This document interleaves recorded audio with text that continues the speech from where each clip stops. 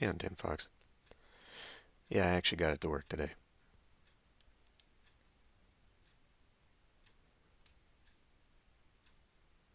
Okay, that looks fine. Need to maybe rope it in a little.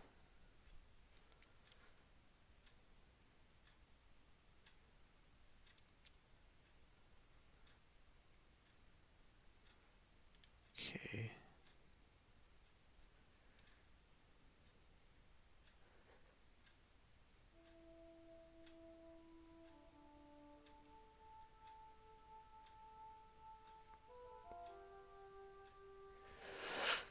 What I should do, I should copy this room.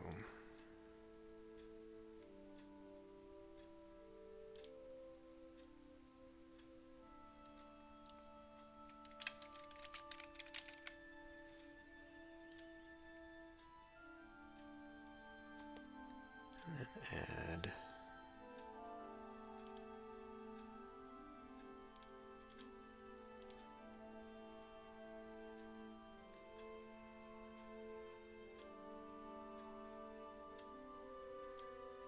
that.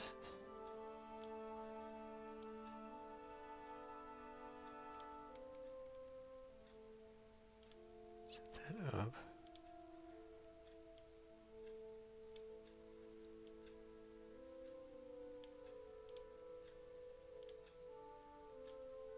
Shrink that down. Alright, let's try switching to this. That's a little bit better. Sort of.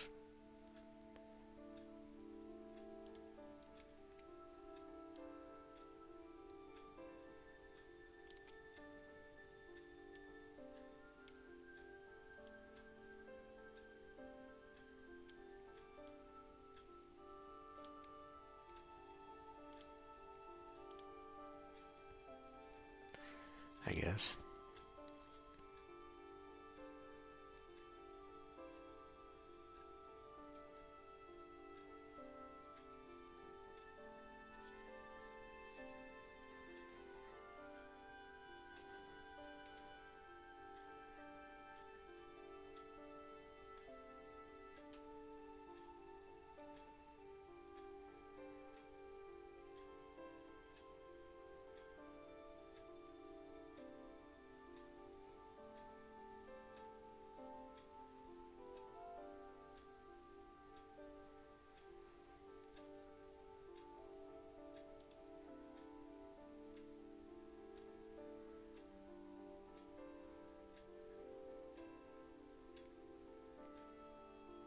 How's that for fans, though?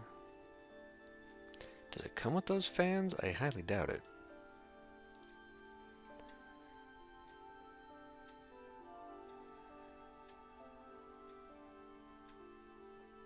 Holy crap. Does Premiere have pre-rendering options?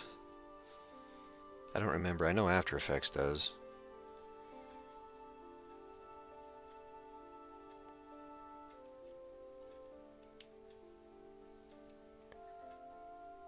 Yeah, well, I don't think it... This thing is recommending liquid cooling. I don't know if I want that. It does include two 120 millimeters. But it looks like it needs 3 for the front. And 2 for the top, and 1 for the back. Okay, that does look like it is liquid cooling, though. Do I want that? I thought liquid cooling was a phase. Oh. Well, I do know that pre-rendering helps because it basically does all the rendering ahead of time. Using proxies might also help. Again, that's an After Effects thing. I don't know if it's in Premiere. The 4090? I don't know. This thing is recommending the 4060 or the 4070. I was just using Newegg's little builder here because I have no idea what I'm doing.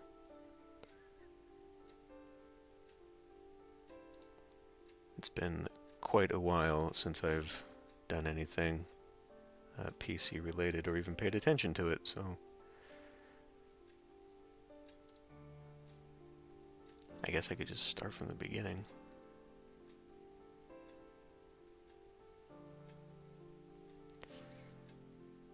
Yeah, my 1070 is kind of old. When did I do that?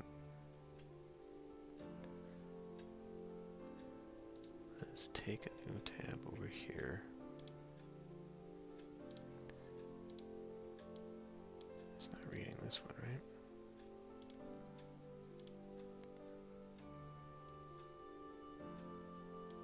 I built that a while ago.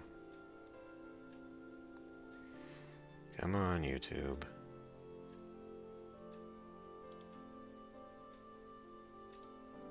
Actually, I could probably help myself out here a little bit.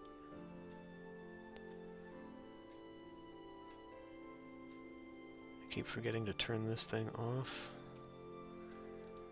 22% of my CPU. Free that up.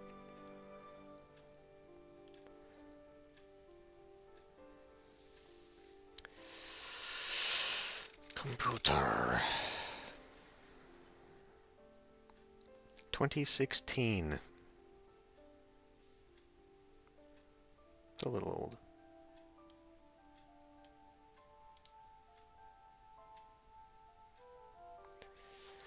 Anyway,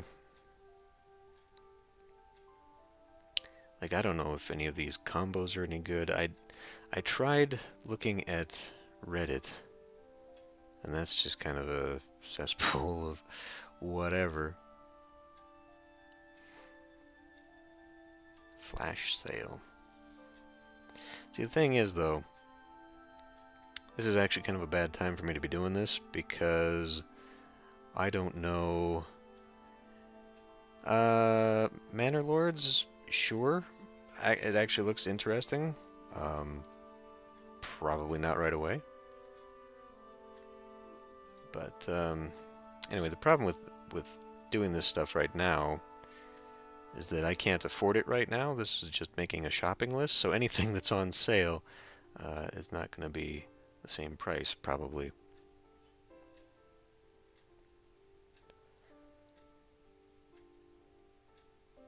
But just to get an idea, I guess.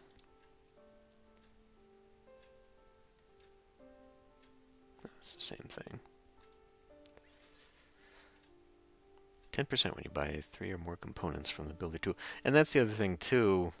I don't know, like, this thing is a nice suggestion thing, but like, is it suggesting me actually good stuff and what users are wanting, or is it selling me what Newegg wants to sell?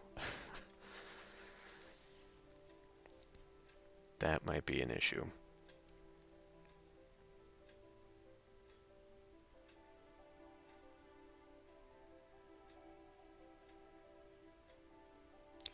I don't know, where do you even start? Start with video cards and work backwards?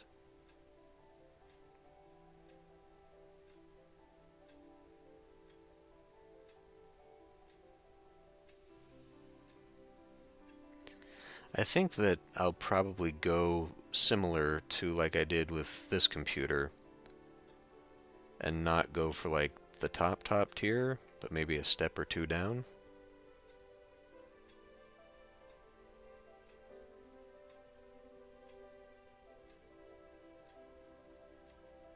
I have no idea otherwise.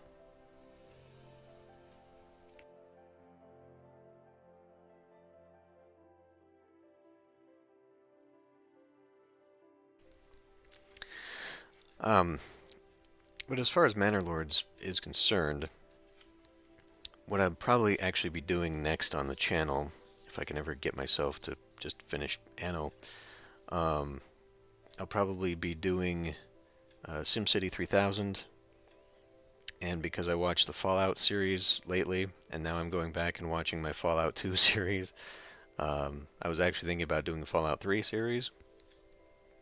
Maybe.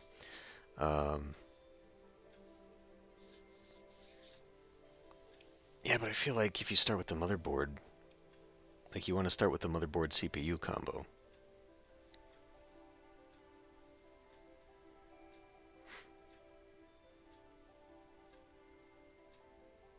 Like, how do I know? See, like right here, which do you start with first? What I was just reading, looking at CPU, like I've always had Intel, but what I was reading recently was that the Ryzen 9 is better than the i9. So do I want to switch over to AMD? I don't know what's good right now.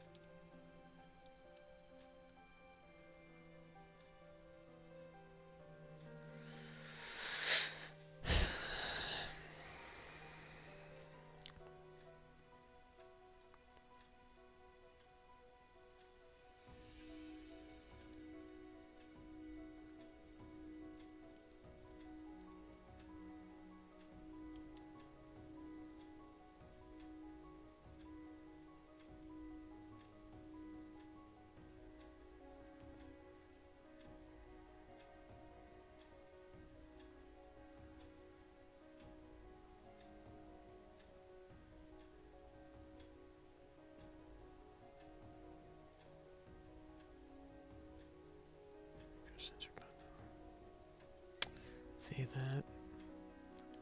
Reddit really doesn't help too much.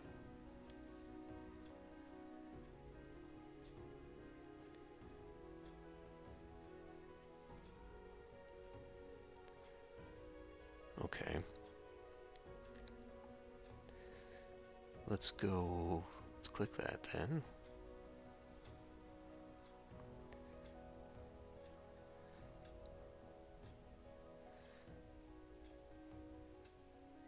I mean, Jesus, for that price I may as well just go with the 4900. I may as well just take a step up.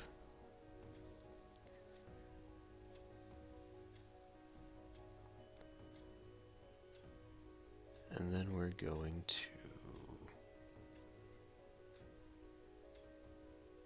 the fuck is it?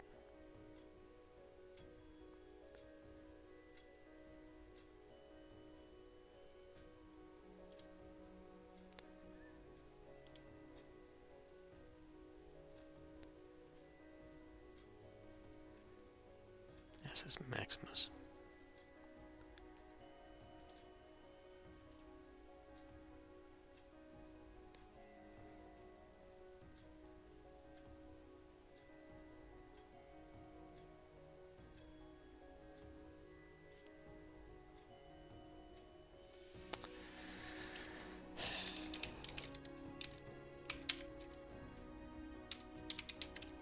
There we go.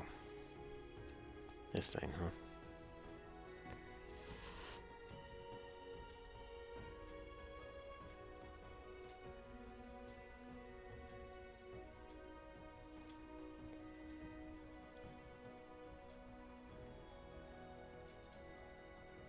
What the hell does that even mean?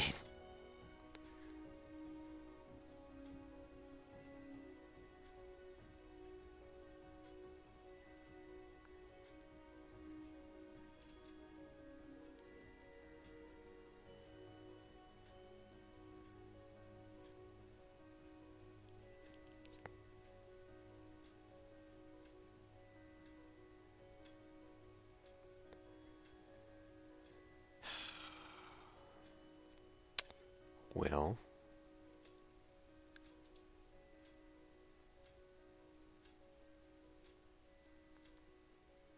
I guess But like, what's the difference between that and anything else?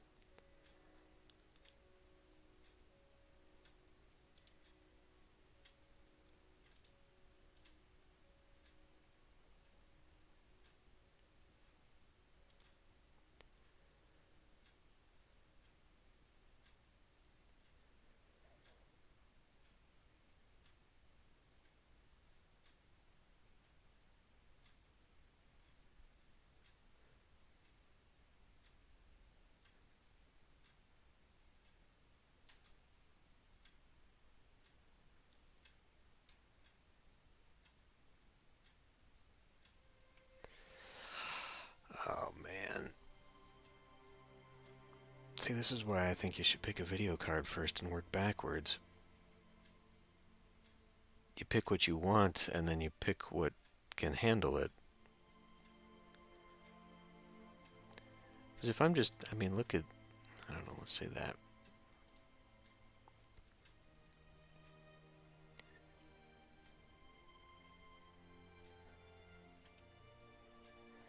I think this is giving me different options every time, too. This isn't super helpful. I mean, these are just all over the place. But like, what's weird is that it'll, I mean, look at the graphics card difference in what it's offering, or what it's suggesting. Like, one PC for the same price, and it's completely different.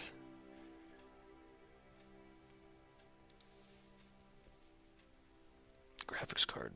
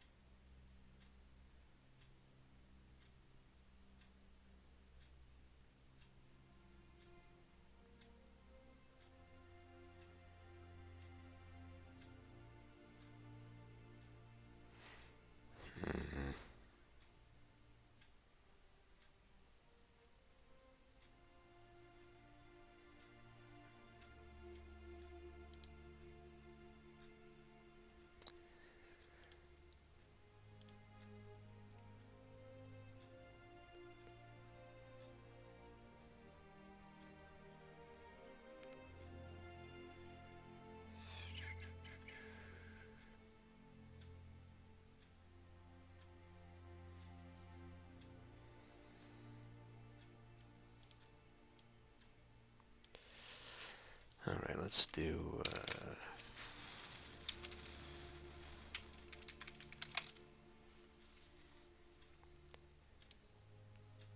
go to Tom's Hardware here and see. Go away. It doesn't even show up there.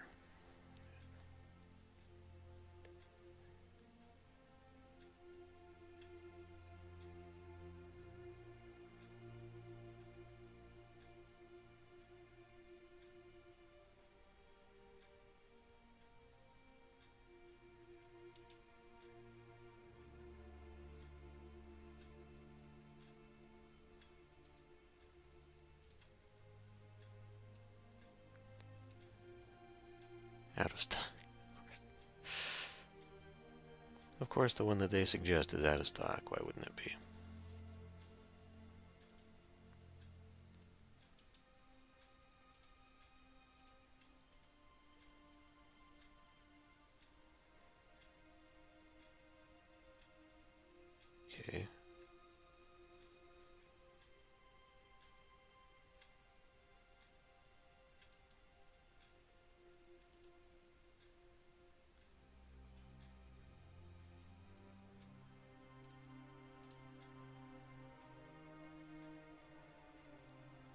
Hey, number one. Let's go with that.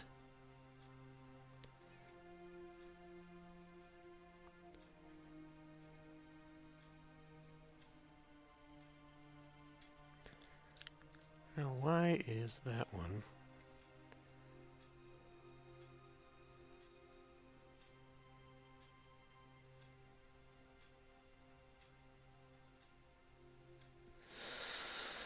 Oh boy.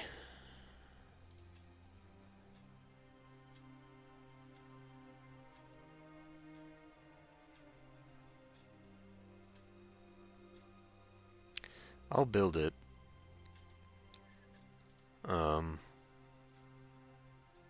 But probably not for a while. Like right now, I'm just kind of creating a list. I'm waiting on my tax refund. And then we'll just do the dumb thing and spend it all. I'm investing in my future is what I'm considering it. Because once I have a new gaming computer, I can turn this one into an editing station for all my other projects.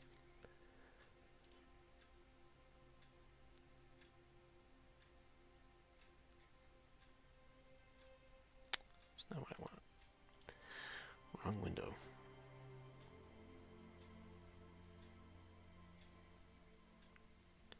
Okay, this was just last month.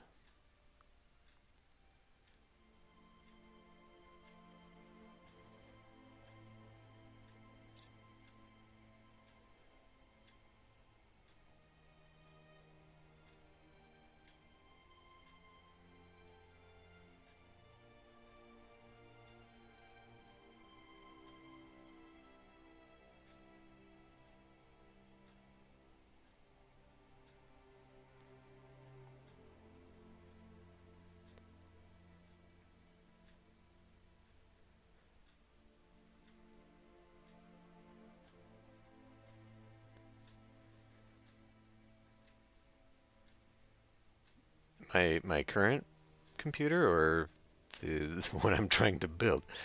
Yes, my current computer can handle SimCity 4. It can handle a lot at max settings. Sometimes it argues with the recording software, but the computer I have isn't bad. It's just getting old, and I know that the new one will hopefully be able to run even City Skylines, the new one, on max settings if I can help it. Though I don't know that I'll be playing that game for a while. It sounds like it's still got issues. I think I just read that Paradox just like released a DLC for free instead, and then said that they're actually going back to the drawing board for a lot of things to fix issues for customer complaints, just because it's got such a bad reputation right now.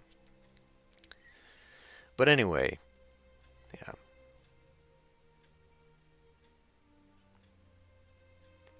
I built this computer that I'm currently using in 2016, so I would like to have the new computer last just as long.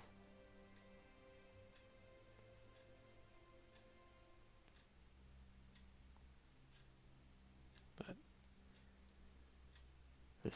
this one is starting to have some issues, and I would like to replace it before something critical happens. Hey, Pocket Ninja, how's it going? We're gonna see what Facecam does for the viewership numbers. If it's the same, we'll just cancel the whole damn thing. No more streaming ever.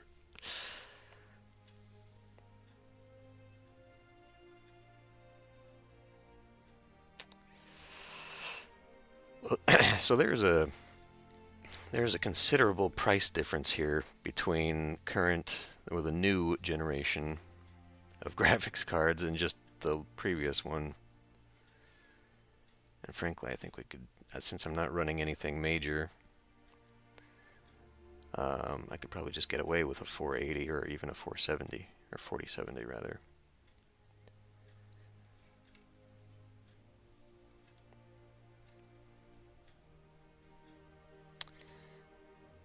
I mean, what's weird too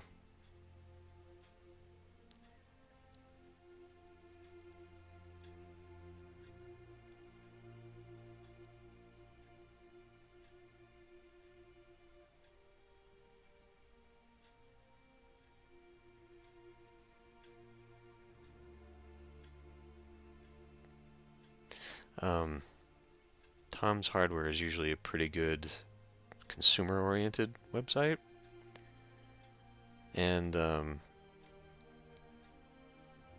recommending a 4070 Super as the best overall, which I guess. Well, so was actually able to figure out my webcam deal because once again, uh, before I started the stream, it wasn't connecting, it wasn't showing. And I found out that you can actually go into the Logic Capture and like reselect it and then reselect it in OBS as well, and that seems to work. I don't know what I'm after. A 4070 is cheaper, but a 4080 is like just the most recent before the 4090 and might be better in long term. I don't really know.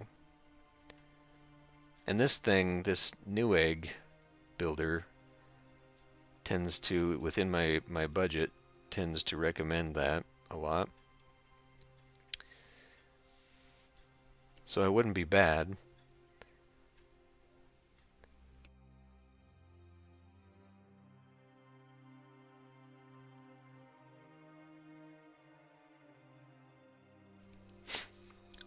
But anyway, so like with the face cam, now that I've figured that out, I might be able to have it more consistent. And so now I can actually use it, and I'd feel more comfortable not promising that I'd have a camera for like painting or whatever and then not being able to do it. So that issue might be solved. That was another one of the reasons that I thought maybe I would need to either get a new computer or reformat this one just to kind of reset all that crap. But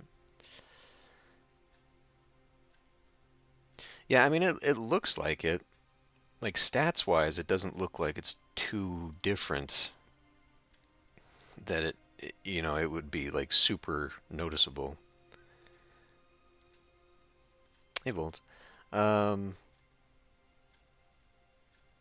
yeah, that's probably true. And then, of course, the power source would be more expensive and all that stuff. So, within the constraints of my budget, a 4070 might be a good one to go for.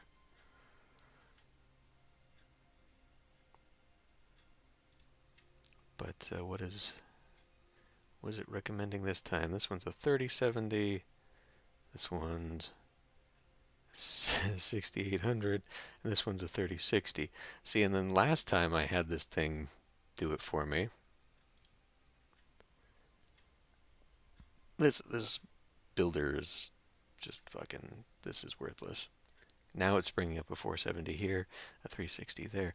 Like, considerably different prices and quality of what you're looking for as it tries to match this. This is why I'm skeptical of this thing, because I think it's just trying to sell me parts. I don't think it's actually trying to build me a PC that I want.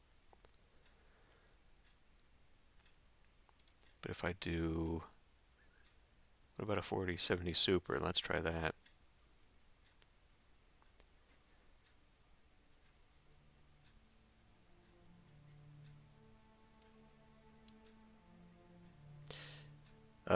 Has it been this? I think I've got that turned off. Is it duplicating my sound or anything? Or is it just picking up normal mic?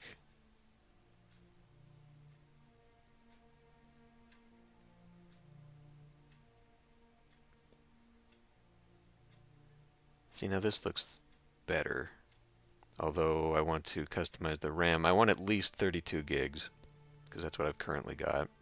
And the RAM is cheap. See, and it's only recommending me MSI, which are a little pricier. So now I'm not sure. And then your processor, completely different generations.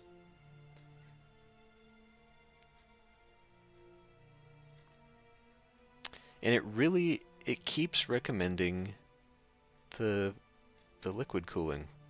Is that a thing? Should I be looking at that? Because the last thing I remember reading about liquid cooling was just that it was more of a hassle and didn't really do that much unless you were like playing Crysis all the time or something. Like, unless you were in an environment where your PC was constantly in threat of meltdown, I don't know that I need to do that.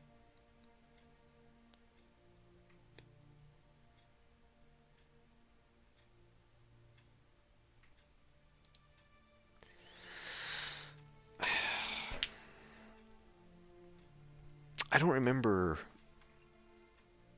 I don't remember what I was looking at, how I figured out how to build my last one.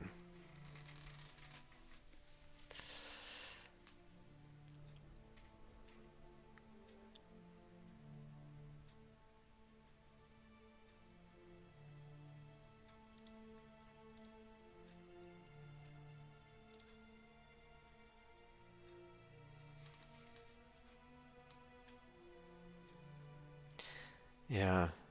And the fan that I've got isn't terrible. Like it makes a little bit of noise, but it's been quiet for the past 8 years, so I'm not really concerned about fan cooling. I don't think that's too bad for me. Although that case that I was looking at earlier with all the mega fans and the liquid cooling, I think that case was probably a little bit too much.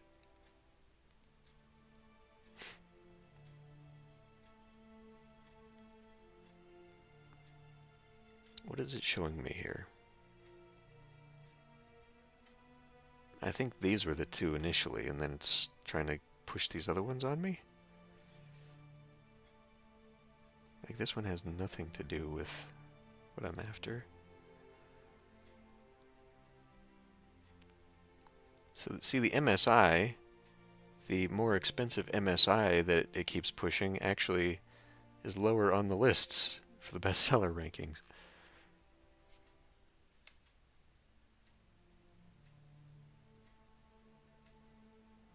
I don't think I can trust the builder on this thing.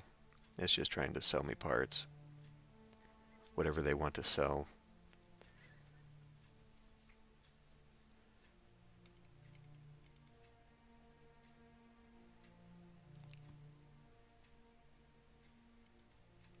Although this one is more power intensive by a lot.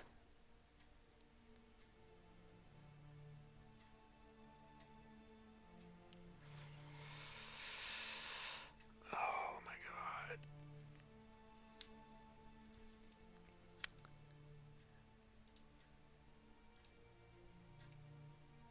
Is that helpful?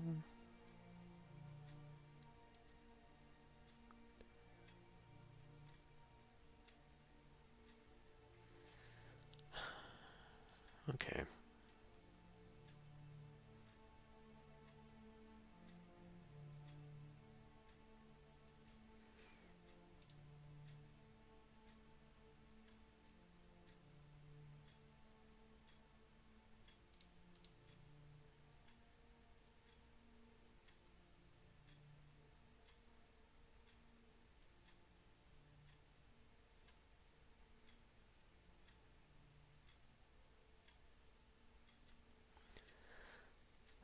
So, what's the difference between the 2 fans and the 3 fans other than just more fans? Why is it longer?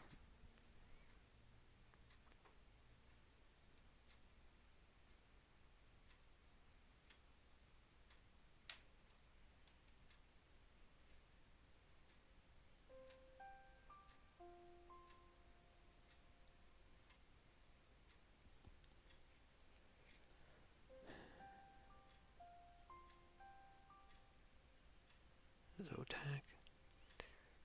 There's a bunch of companies that I've never even heard of now. Which probably means they're not the ones you want to go with.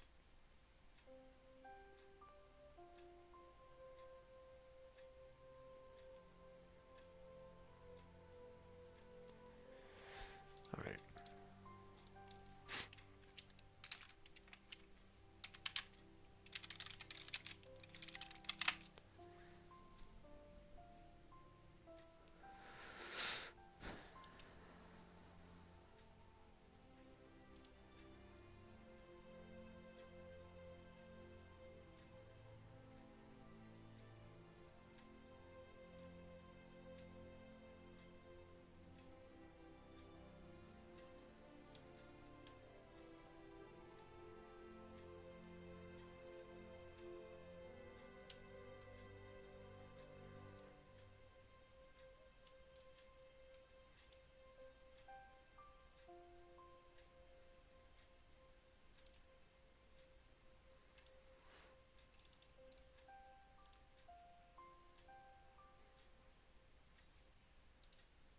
best overall price.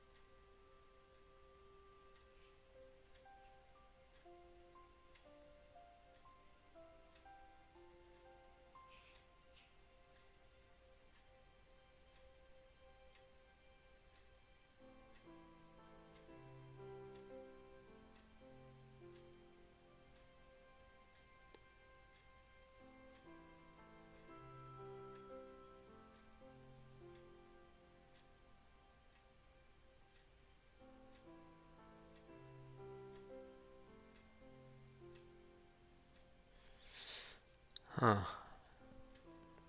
So, at least on Reddit, people are recommending the Asus Dual version of the 4070. That was only 10 months ago.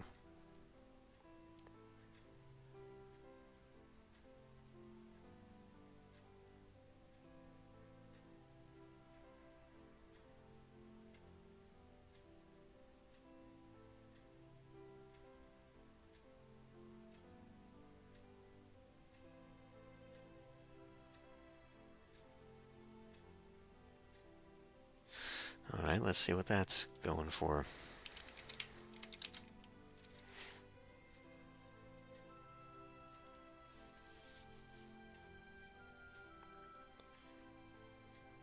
It's pretty reasonable. This was actually... That's the one. That's the wrong...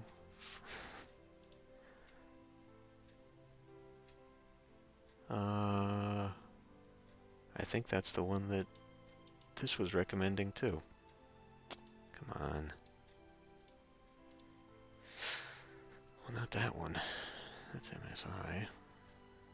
It's out of stock anyway. Yeah, so then we go Super Series. It's actually cheaper on Amazon. Okay. Well.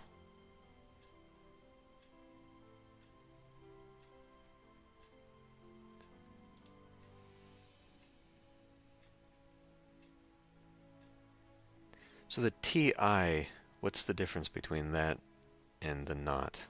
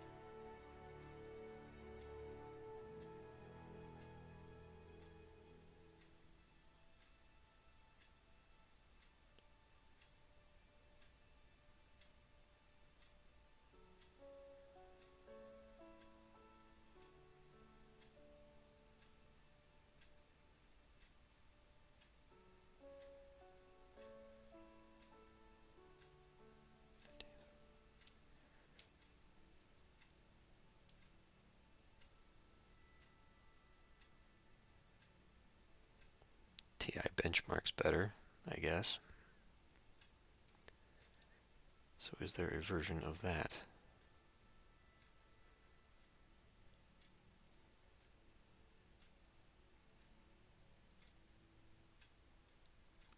That one. That's the TUF. A lot of people were recommending the Dual versus that one. I assume that this is only in triple, which is fine.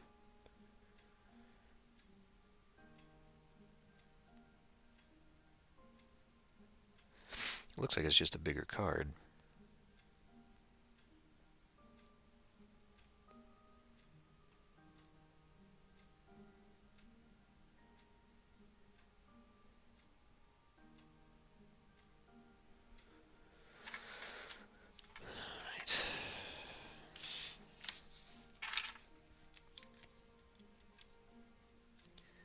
I suppose what I could do instead is go from featured to best rating.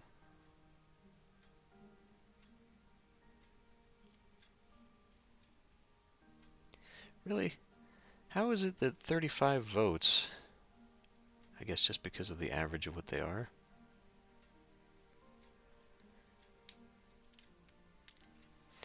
Anyway.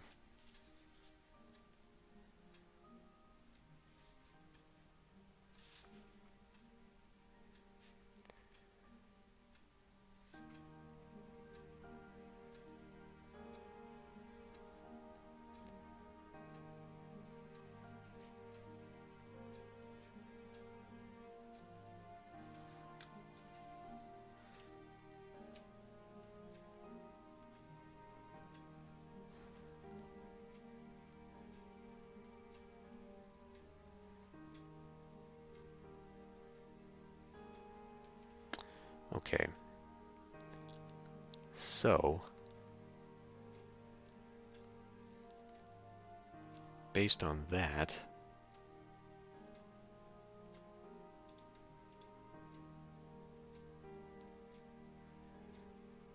let's go that, and let's say that.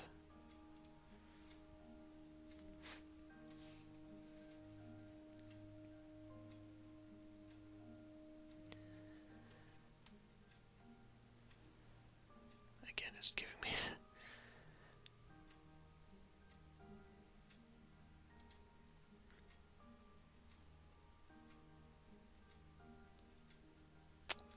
So then what for CPU?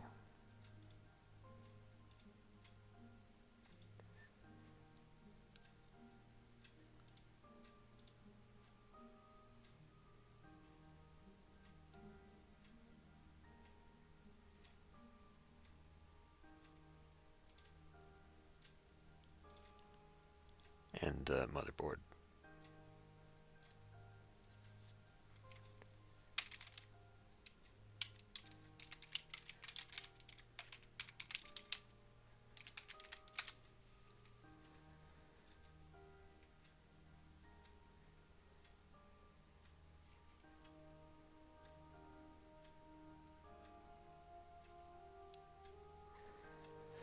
The Asus ROG Maximus. Okay.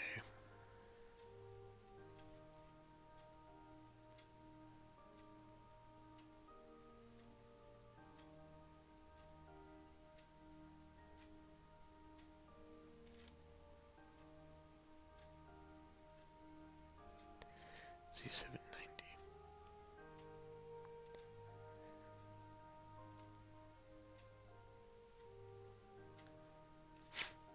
Hmm.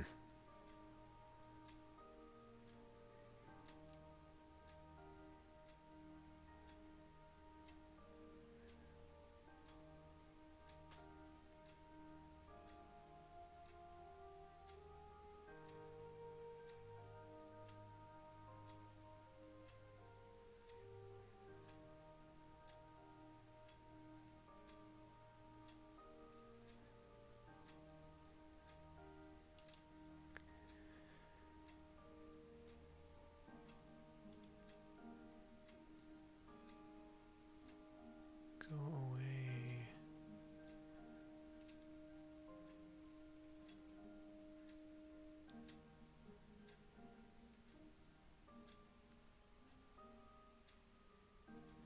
Oh, wow. So the i9 has 24 cores in it as opposed to the Ryzen, which only has 16. So a Ryzen 9 is the equivalent of an i7. Okay.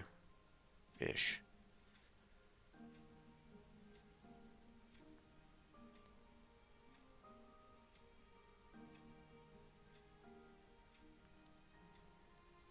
i9 has a lot more cache, too. So basically we're going with an i9 then.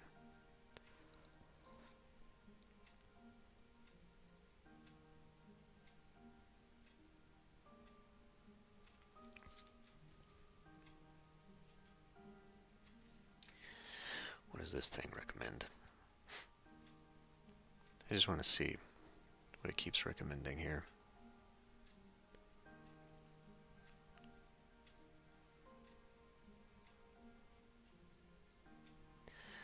This doesn't seem to care too much about CPU at all. That's not great. We're narrowing it down just a bit.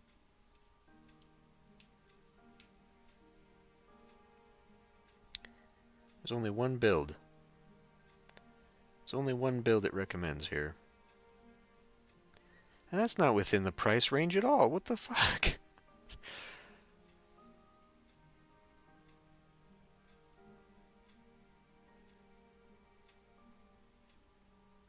How does it justify doing that?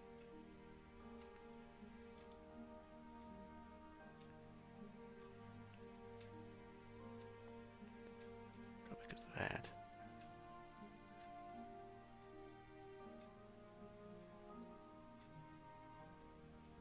It still really wants me to have this crazy ass Corsair tower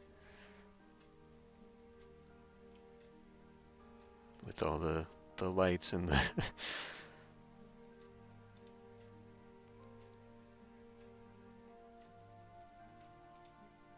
It's okay, fans are cheap.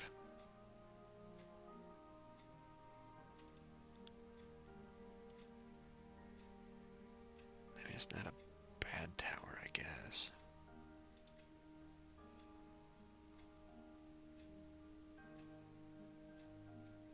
That liquid cooling thing takes up a lot of area.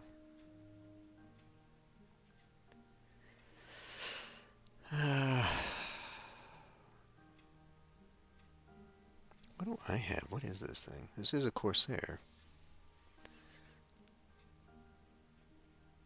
See that screen though, I would definitely also need to get a filter, which I have on these ones, but man, that's just a dust trap there. Okay, anyway. Power supply. That is still a little bit out of my price range.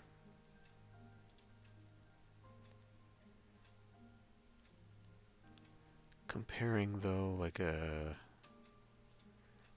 Ryzen 9 to an i7.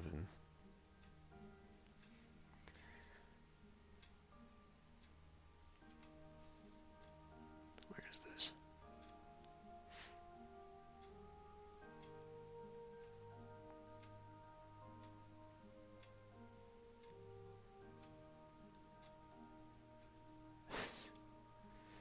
It's not paying attention to the budget constraints at all.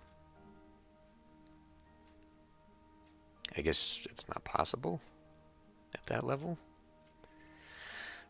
That's a little worse for wear then. Well, in that case, we may have to rethink that just a little bit.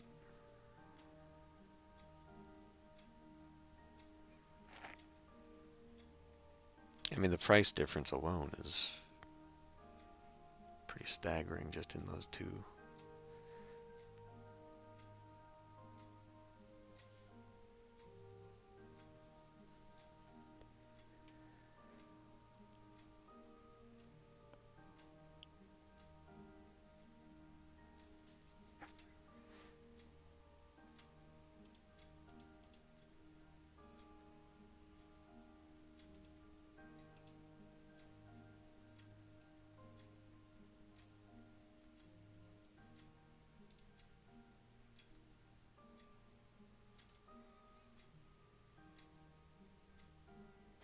Okay, that's not going to help. That's not going to help. Because now it's looking at overall. Hey, Sudo.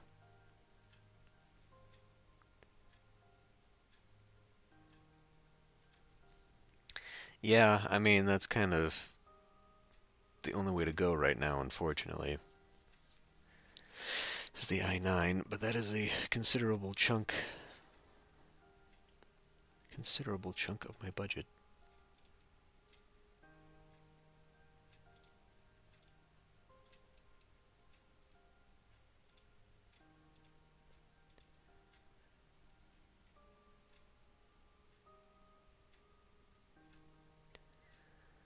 don't think I'm gonna go super high-end on this, as much as I would like to.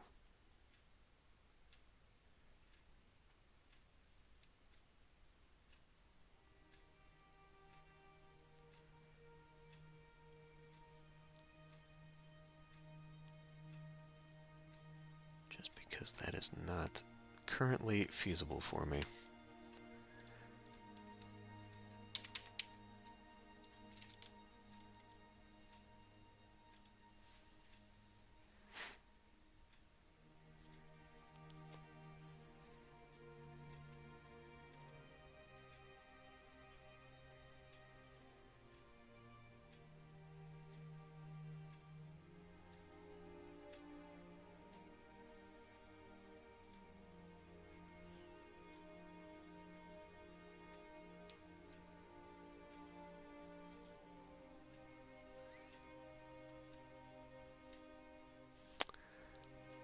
The latest generation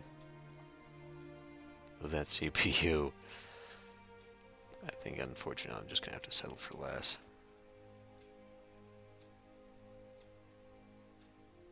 I did, Sadu. I see what you're saying, but I don't think that.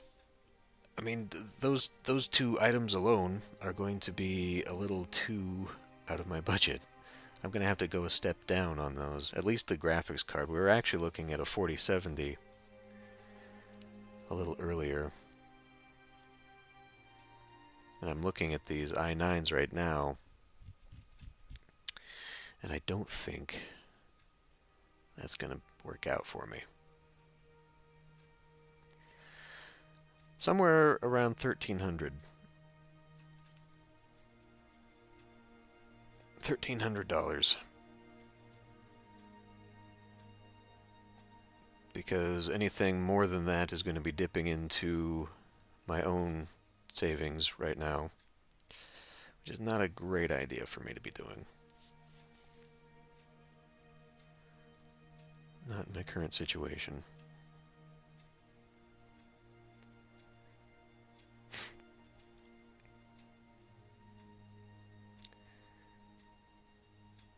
So like this one, i7, it's pretty comparable, it looks like. I'm sure I wouldn't notice the difference. And it does knock off quite a bit there.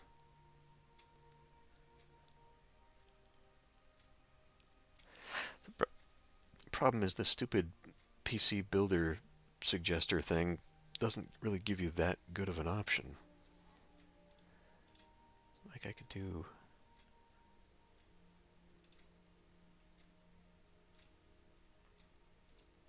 Let's just see what this gives me, if it gives me anything.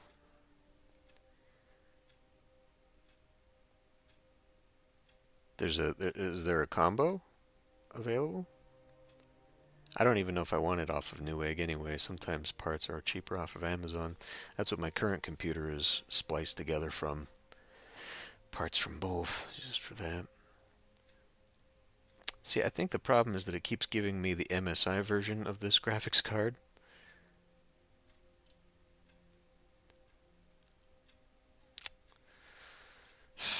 Gotta sign in, Professor Fraggin. Hey, Hello Blue. 7800. No. Let's take a look at it.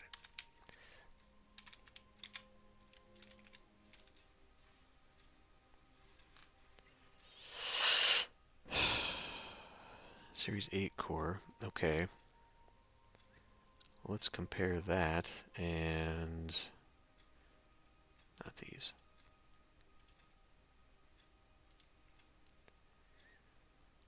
Let's do, I guess we'll go back. Compare to, say, I don't know. Should I go a step down for this one? What, let's look at this. This is only 8 core. Okay, but so like for the price, let's just compare it to the price. So like this one basically is effectively the same price.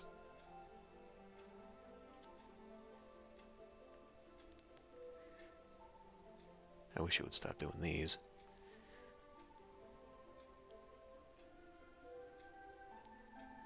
So this one's got a lot better reviews, but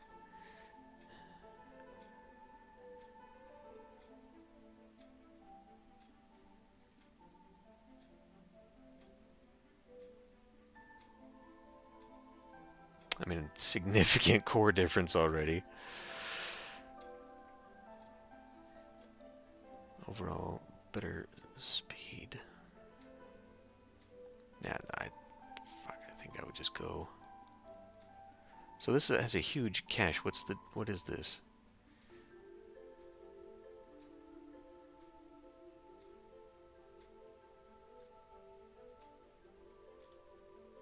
See, I don't know enough about this to know if that spread is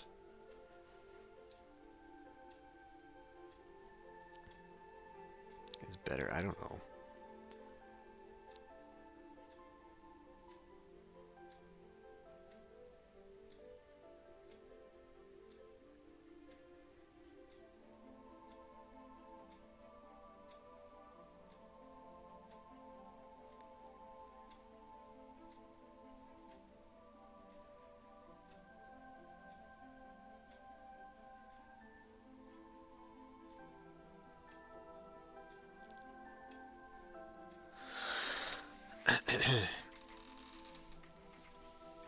Is it? Well, while I would like to orient this towards like a gaming computer, having it also be sort of a general multitasker is important too, but let me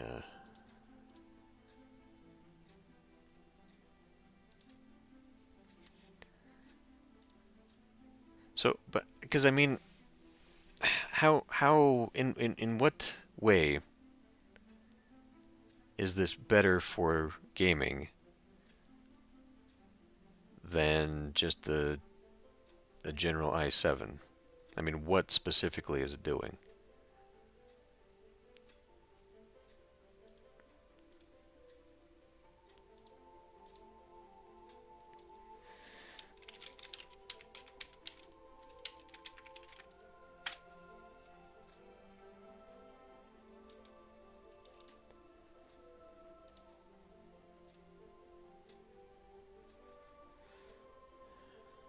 This is Ryzen 5.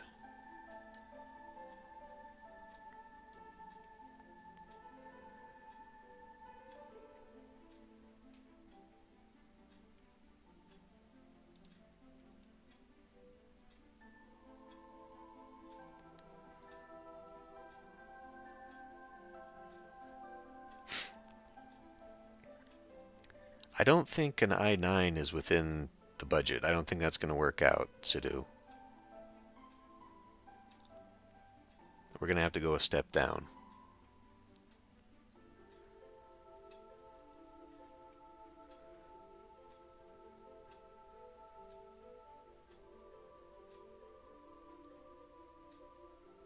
So the Ryzen 7 is just for better frame rates?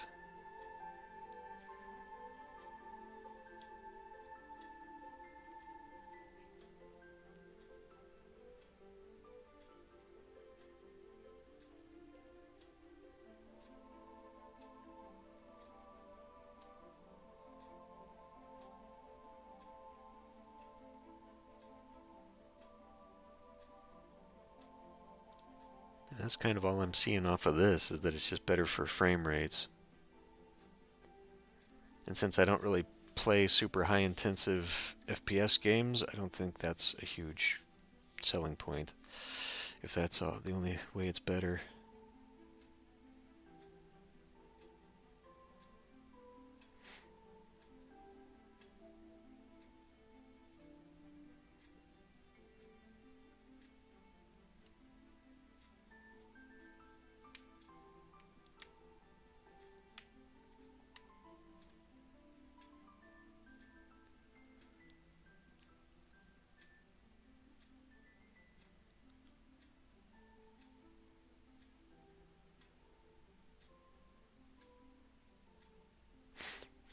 'Cause I guess I'm on the fence about whether I want this to just be a pure gaming computer, because that is not what my current computer is.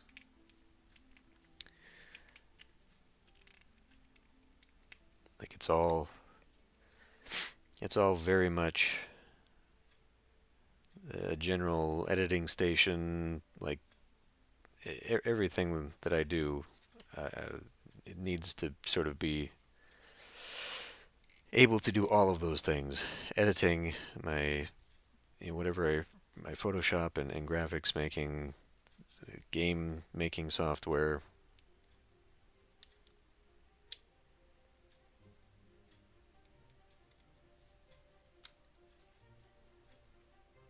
Which, I mean, if I separate my computers and start using this one for that, that might be able to handle it.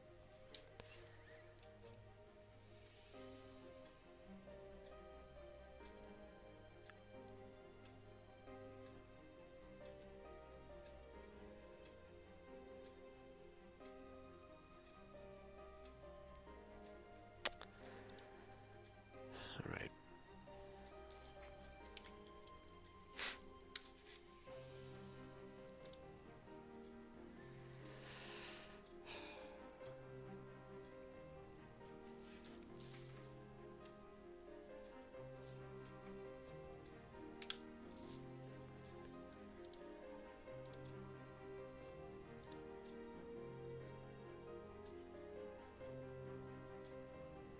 So what is, let's compare, oh, I am comparing it.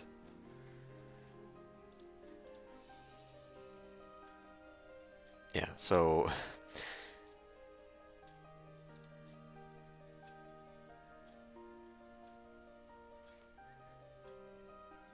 I have you not been keeping up on this, Sidhu? So we've chosen the 4070 for the GPU, and now I'm just finding something to plug it into.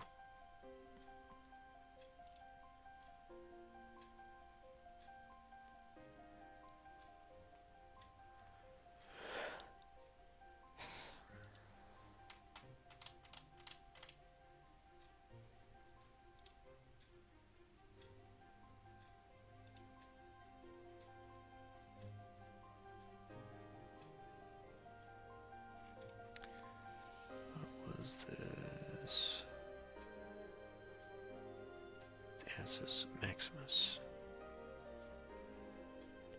Hero.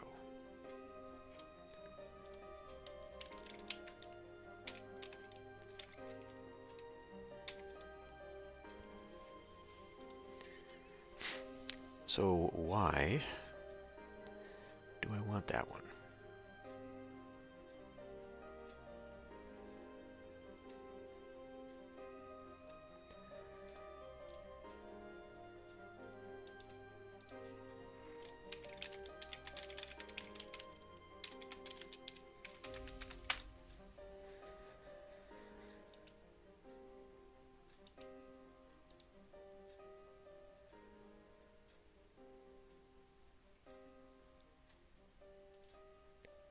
See, these are recommending other things.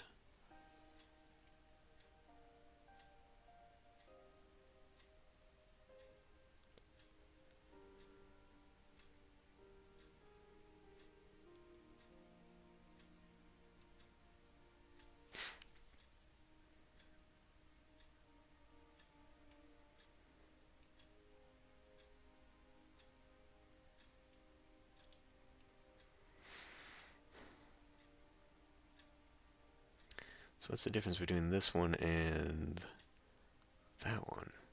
It's different Wi-Fi, which I don't use the motherboard Wi-Fi anyway.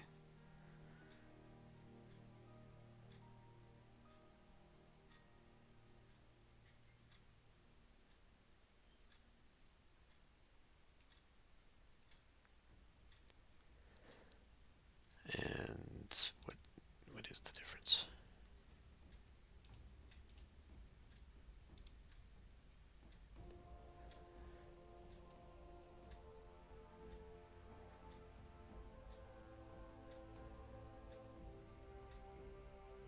Same thing.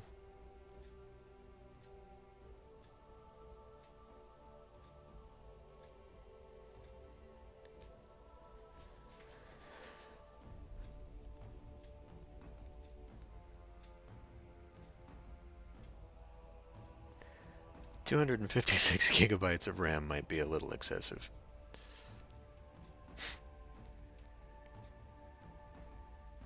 It's fun though. Now that would render everything like super fast. Having more ports would be nice.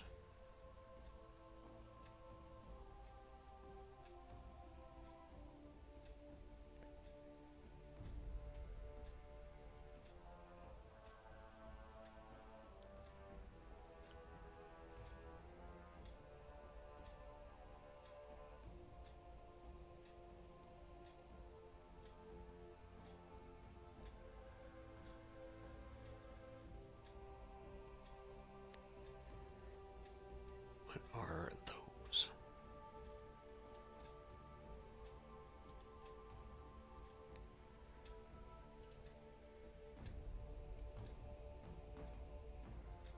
Oh, okay. It's for that type.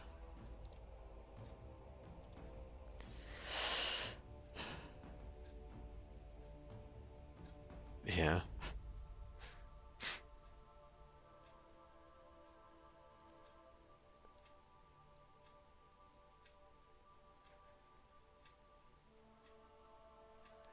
I don't think I would overclock it. So I don't think that would be terribly useful. So I mean, there's a pretty significant difference. Oh, and this one's also open box, so that doesn't actually tell me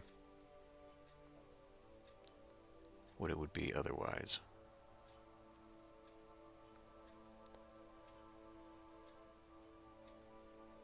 I guess that's the equivalent of it.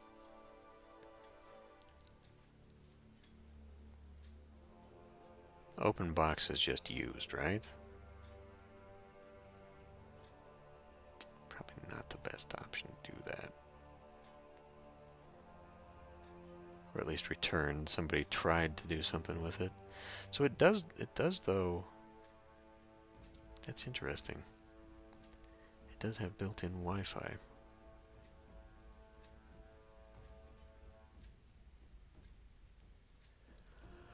Oh God. I wish this was better.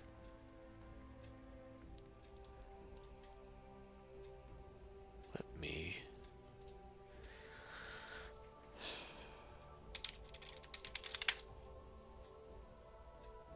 PC part picker. We do PC part picker. Or view build guides. Let's try that one.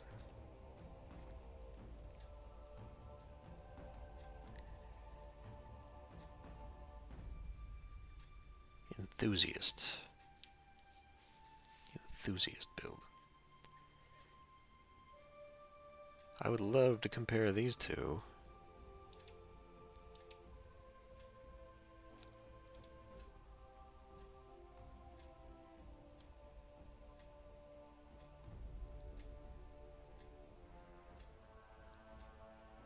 It's 4070 Super, okay. The NVIDIA one. Oh, it's the same thing.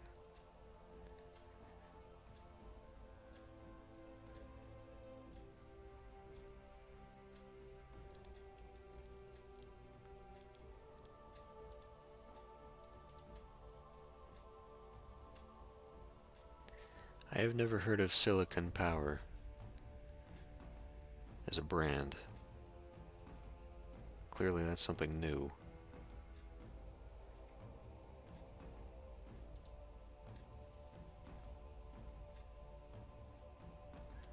So this one...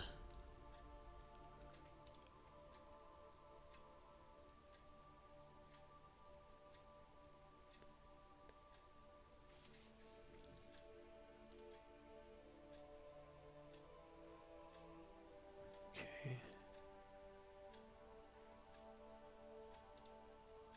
And then it's going with the Zotac.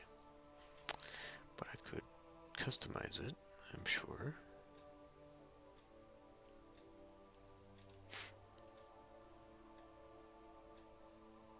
Glorious.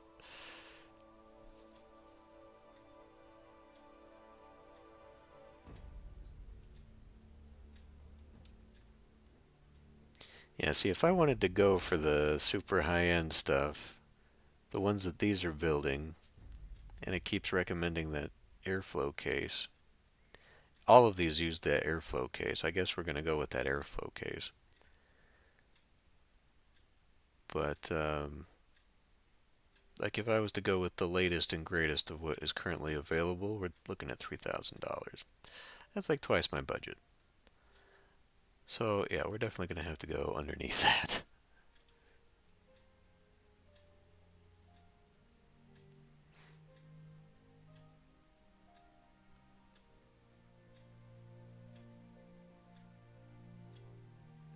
Hey, Sammy. I could not tell you that. I could not tell you what is better there. By all metrics, it looks like the i9 is just the best across the board. Budget-wise, i7 is the next best thing.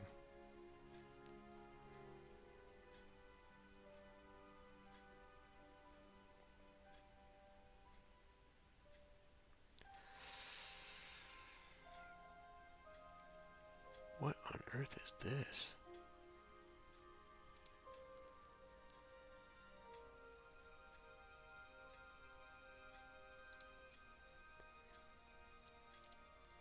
Yeah, no, I'm just figuring this out right now anyway, so I'm not exactly an expert on what's the best at the moment.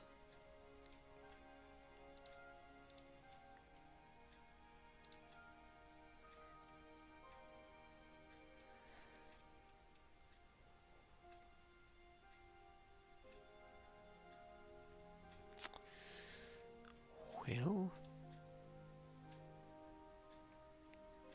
today, Davy Jones giving it a shot today because I actually managed to make the camera work, and not much else is going on screen anyway. So there's that. Sure, let's start the build.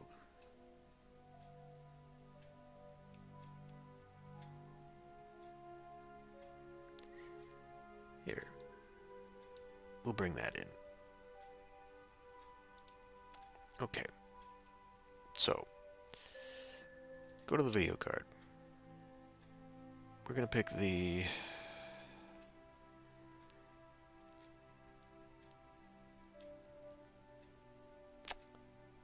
why isn't that showing up? I think I was gonna go to that price.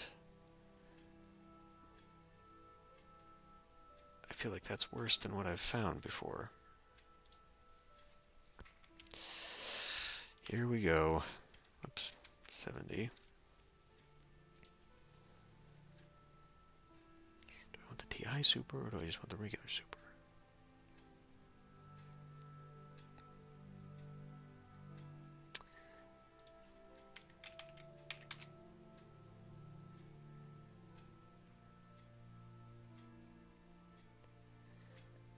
And this is the overclock edition.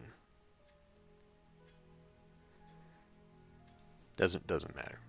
We can, it's within the range, and then we can fudge the rest of that. So I guess it would be this thing.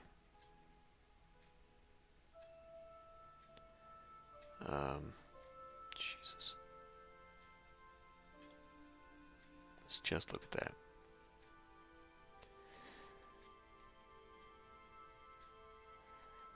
Yeah, so we'd be looking at the Super.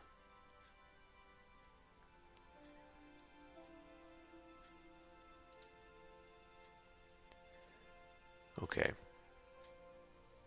See, if I if I went with so this Ryzen,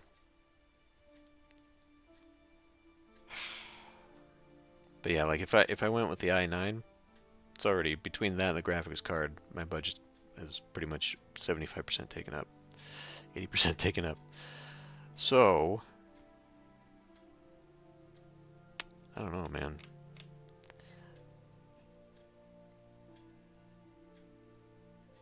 Like, it's got a lot of reviews saying that this is better. But again, it's better as a gaming CPU, not as a general one.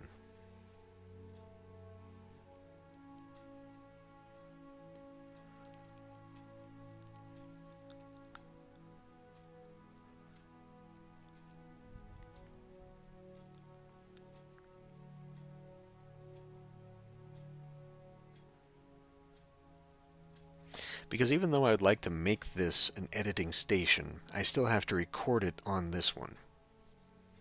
So how does that work? Record and or stream. So like, I guess I don't know enough about how this stuff actually works.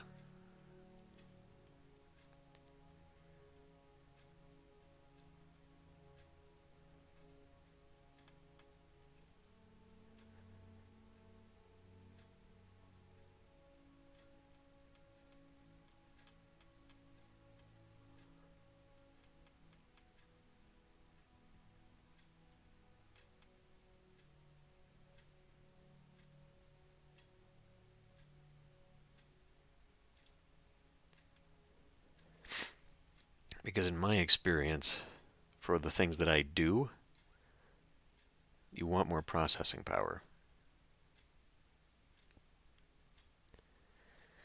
Well, I mean, I guess it's more just trying to separate the things that I've got.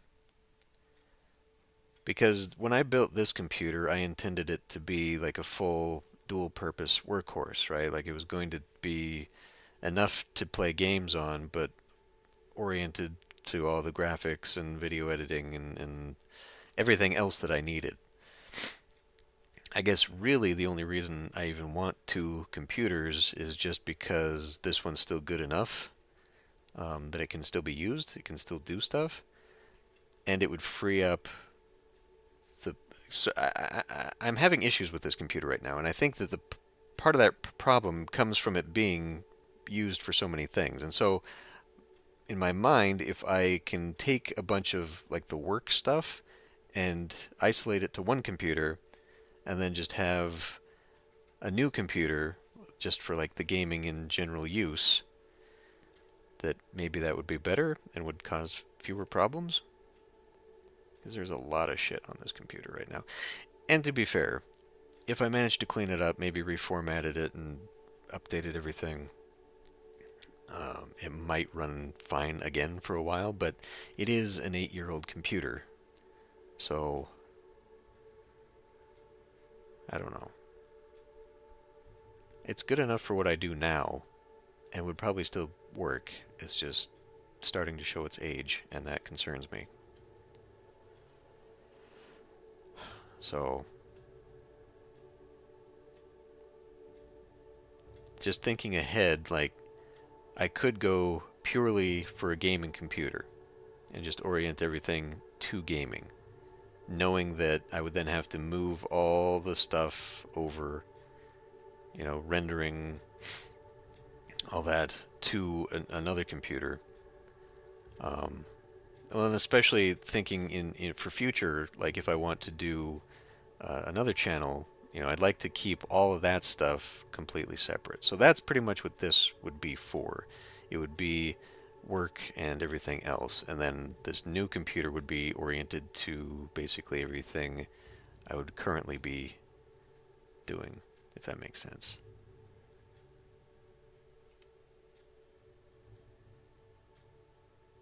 George? I don't remember George. Isn't George the cranky old man?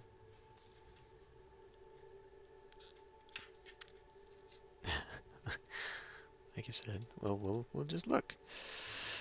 George Stardew Valley. George is the cranky old man.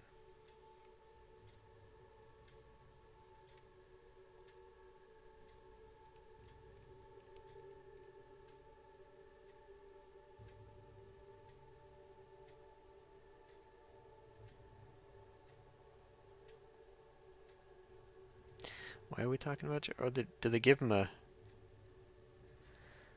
update? Whatever.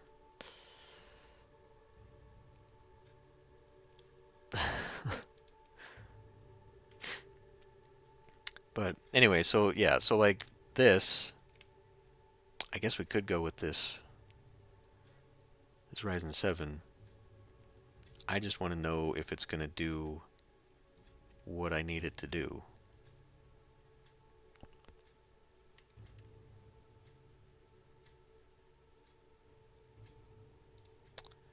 What do I currently have here? PC settings. System. That's not what I want. System components? That's not it.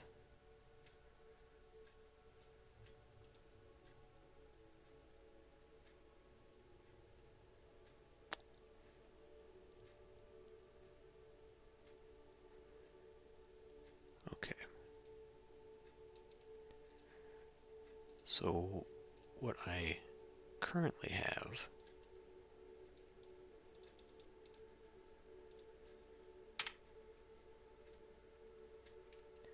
is this.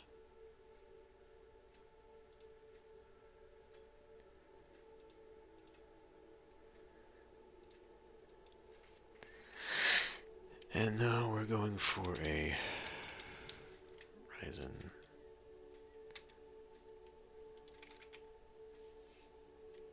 Is that not it? There it is.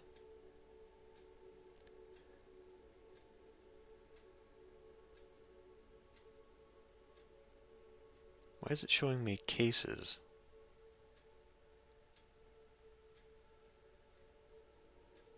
There, that's what I want. Let's just see how much better this is right now with what I have. And you know what? Why don't we also add... We will add the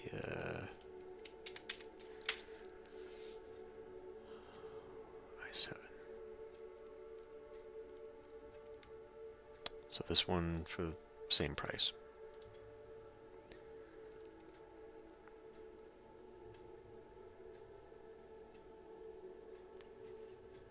Okay. So double the cores, quadruple the threads to what I currently have. And I guess, like, thinking about it in that way, knowing what my computer is currently capable of, double that is already more than I need. Like going 5 times the cores and more than 6 times the threads. That's probably fine. This Ryzen is faster by a bit,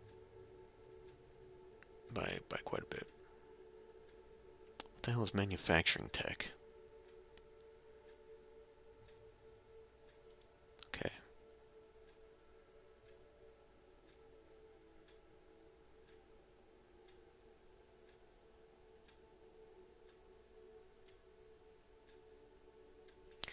So that's probably important to look at. DDR5, 5200.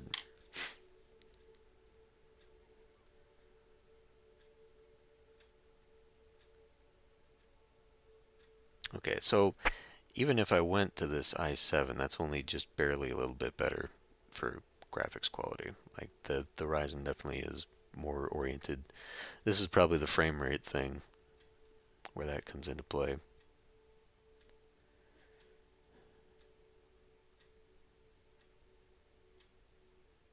All right.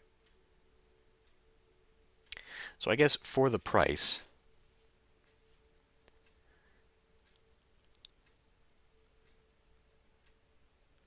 if I was going to go gaming mode, that's probably where we'd want to go. Okay. I'm convinced. I owe Hullabaloo a little bit of an apology for being skeptical, but whatever. Okay, so we'll add that in.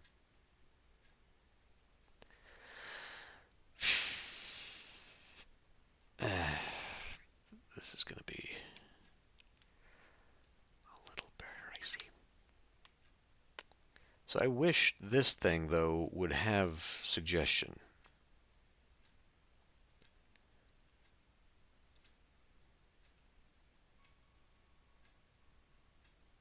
Now see, the...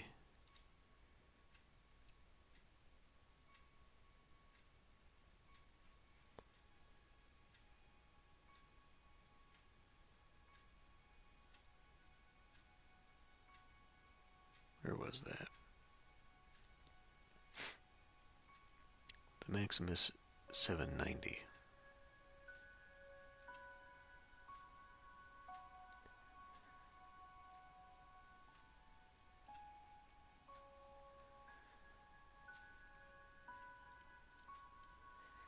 I don't even see that on here.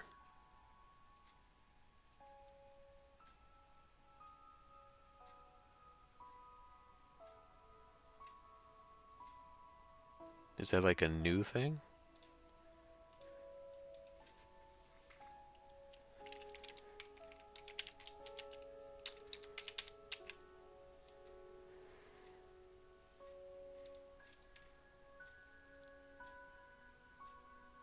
Hero. Right, so this is what I was looking at earlier.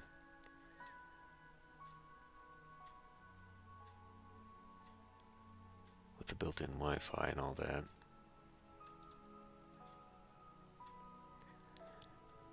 But I don't know that I need to do that.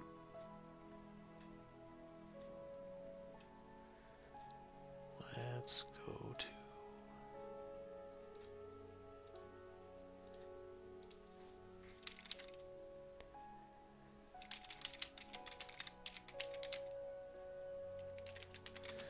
I did see something else earlier.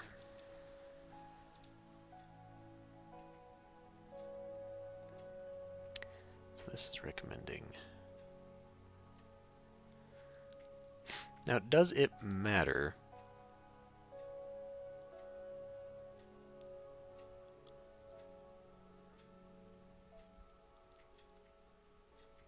mixing manufacturers too much for components and motherboard?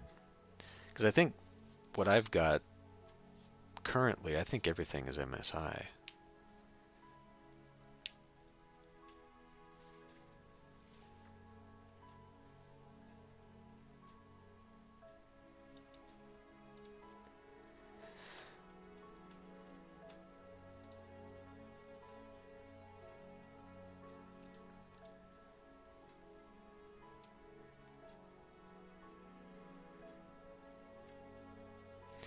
See this? I have no idea.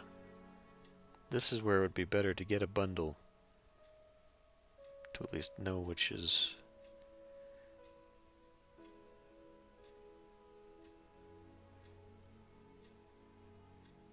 the best part there.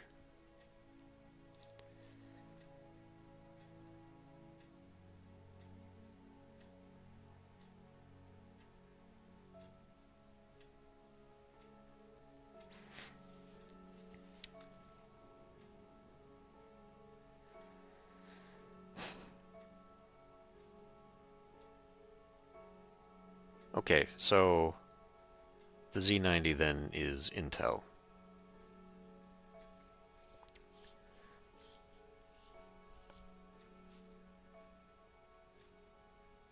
Because it looks like 650s, the B650s. See, like even just little things like that are kind of nice things to know. The Aorus Elite.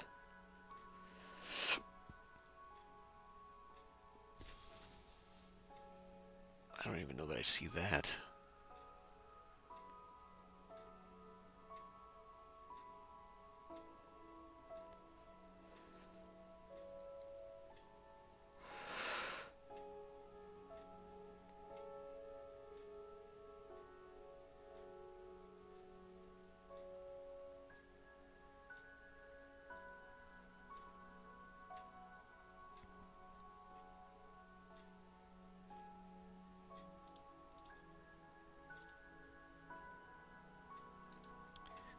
650 or 670s?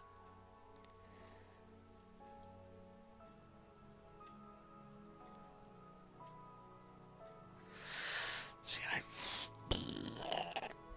I don't know. I don't know.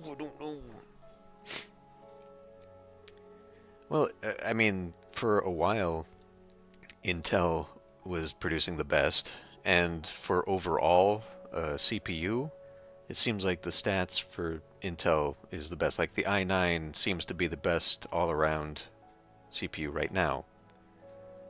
For my purposes, though, right now, going with the AMD for the gaming thing, I mean, that doesn't seem to... See, I don't know, there's just... I don't keep up on this stuff. The last time I looked at anything was 8 years ago, so...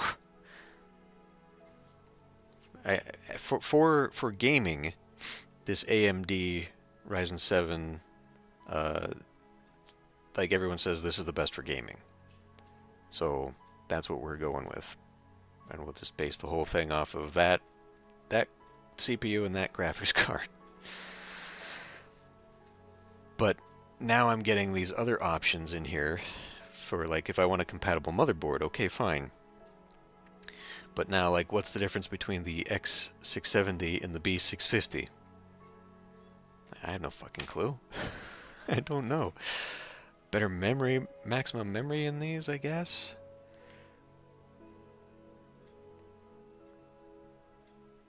And what would be nice for, like, this thing, this builder here, is if there were better options. So, like, if I went with that, and that. But, you know, if I could trim this down into, like, every specific thing that I need.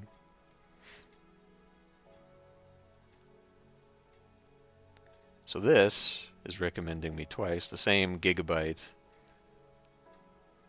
The 650 is what it's suggesting.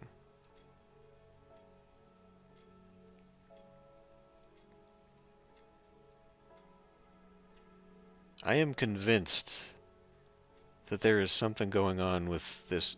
Either this Corsair Airflow tower is currently the best tower you can get, or they've got some massive marketing thing going on, because it is always suggesting this, and in the other builds that I've seen so far, everyone is using this one. I guess we're going to use that one if I need a new tower here. Although this one, what the hell happened here? The one I was looking at earlier was only 89 bucks. I don't know. We'll figure it out.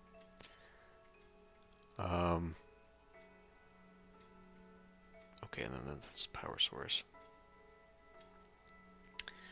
Can we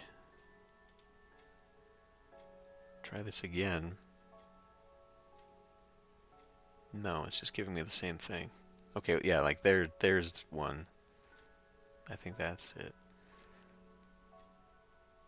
It keeps giving me this. So now I want to see how good this one is. And who is Gigabyte for? AMD. Okay, AMD socket supports this. Okay, so like this, yes. And that, again, is what the B650 refers to, is the AMD processor. It doesn't have great reviews, though.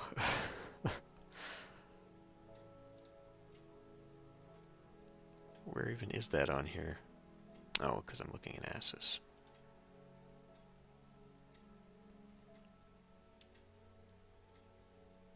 So that's this thing right here.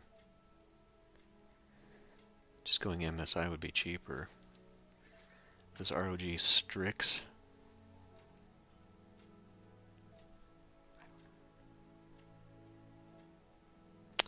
What do the reviews say? Okay, well, where's that thing?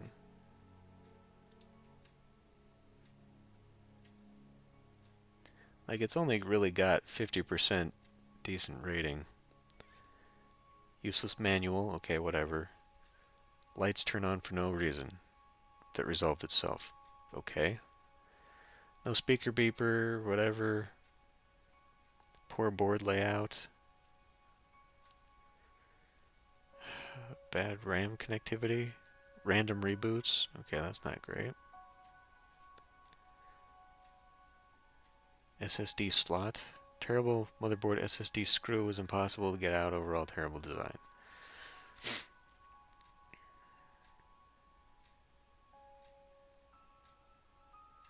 Easy to set up. Wi-Fi is easy. So even though they said it's a nice thing to set up, they only gave it 2 eggs. This looks like a repeat. Memory light was flashing red. Overall solid, okay. Stubborn to get it to post a header. I don't even know what any of that fucking means.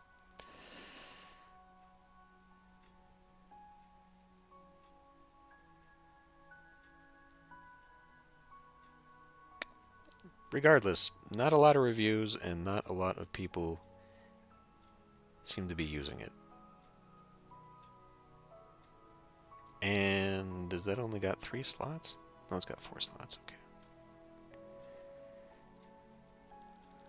So I don't know. Hello, Pranav Kadam. Hey, Zach. So I have no idea. Yeah, well, I mean, exactly. Just because there isn't a lot of endorsement for it, I'm already skeptical of that. So I think we will choose something else. And that is why I do not trust this builder. You know, like it's pushing that thing, but nobody likes it. So I don't think we'll go with that.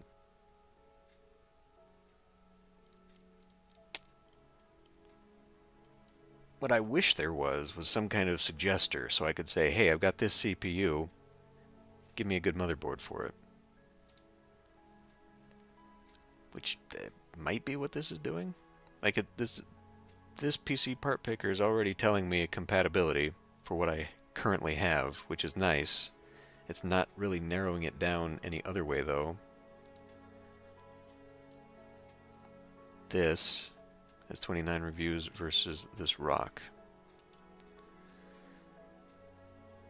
A significant price difference, though. Oh, that's a micro. We don't want the micro. We don't want a micro. So the next one would be, I guess, this Steel Legend. And then we've got, okay, so here's the same one that I was just looking at, that Gigabyte. That one's got 28, so now, like, on here,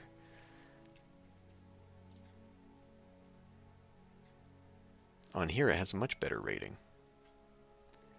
Good price, all the features I need. This one's 2, BIOS straightforward but laggy. Okay. Good motherboard for the price. Proprietary software, great motherboard.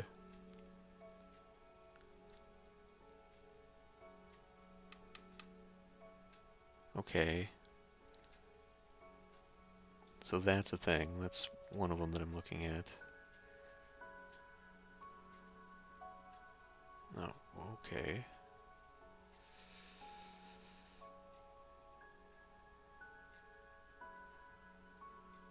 It is on the lower end of boards. See, the reviews themselves don't tell me anything. I need an actual technical breakdown of a good motherboard.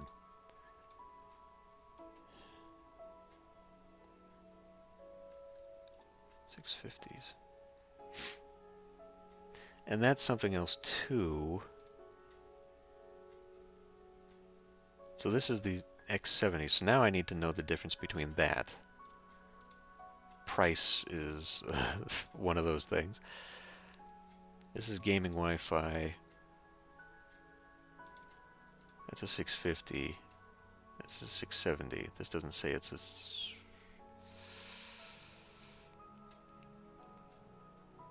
This has a much higher rating.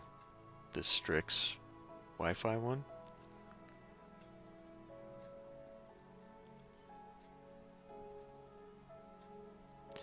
Oh, it's going, number one.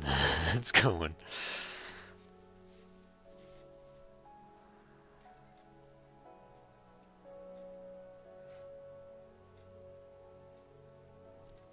Like, this person just removed a star just because they've heard they've got bad customer support. So just because of the brand, they removed a star, not based on performance at all. Works out of the box with the 67th, whatever. The thing that I just got. No, I went with the 7800, not the 7600.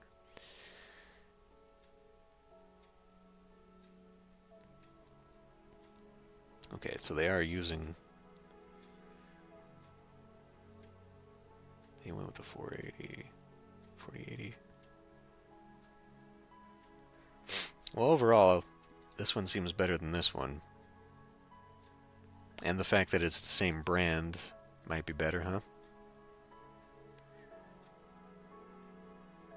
Bum? Okay. Okay, bum.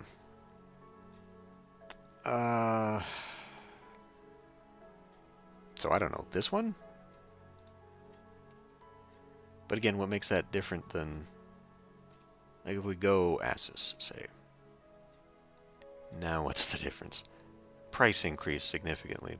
So if I went with the 670, that's basically what it is. It's adding to the price. It would be not... Oh, we do. So like if I went with that and that, let's compare those. So what does that mean? Is that just the extended... Is that the 3 versus the 2? I think so. That's what it looks like. TUF just... fuck off. Must mean the triple fans. And the CPU that... Or the GPU that I'm going with is the dual. So I don't need that. It'll fit, but... whatever.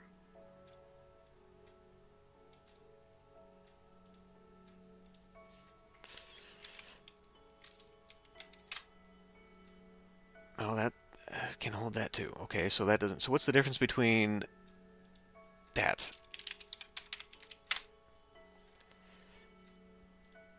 Where's the TUF?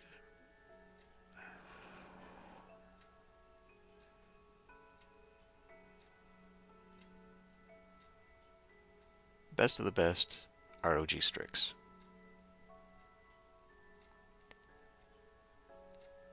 Okay, well that's probably out of my price range. If I'm gonna go that way with... this isn't telling me, though. Like, it's not telling me what the actual difference is.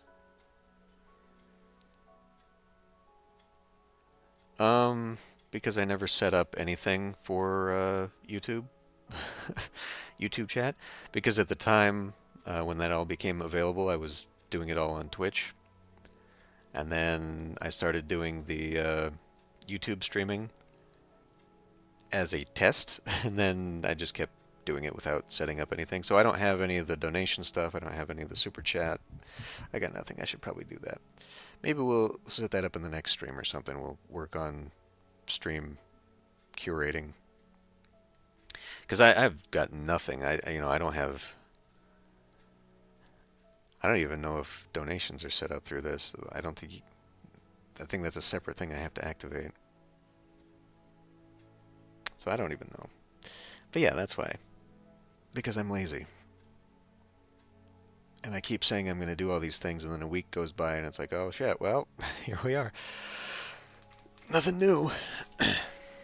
Ow.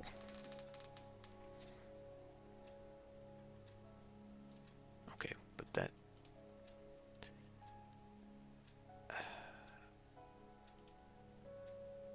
Republic of Gamers. Well, TUF stands for the Ultimate Force. One of the biggest differences is the design of the laptops. Okay.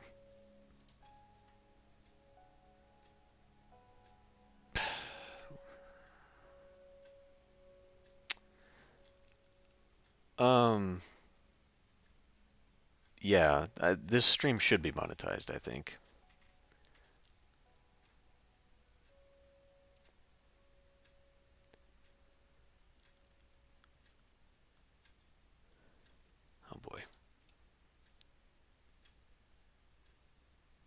Well, anyway.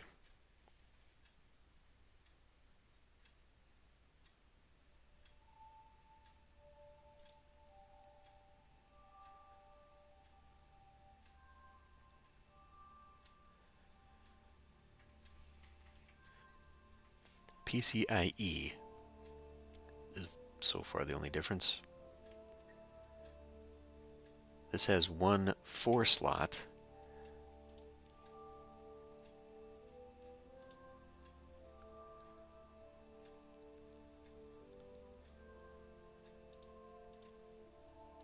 Damn it. So just down here.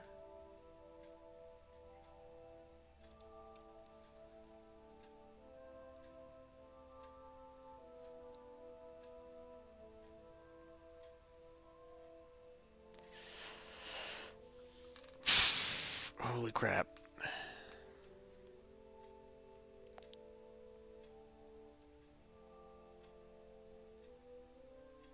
So they're pretty similar.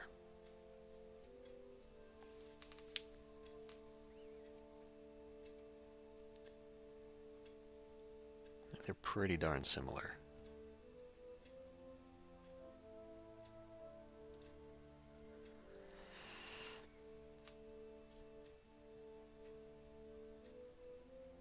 So again, we'd be orienting towards the gaming. I'm assuming the creator stuff is probably meant for someone who does a lot more. I don't even know, like more editing and stuff. My price range, I'm looking around $1,300 because that is the tax refund I am looking at getting. So a little bit more, a little bit less is fine, but around that.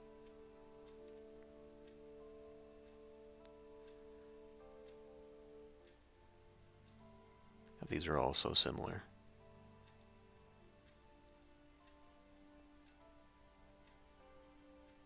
Onboard Ethernet. It'd be nice if it was hooked up to Ethernet again. Yeah, damn, these are almost identical. Like,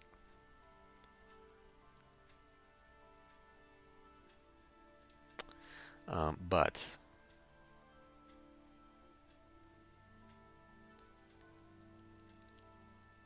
I just don't. I'm still like, what is the difference?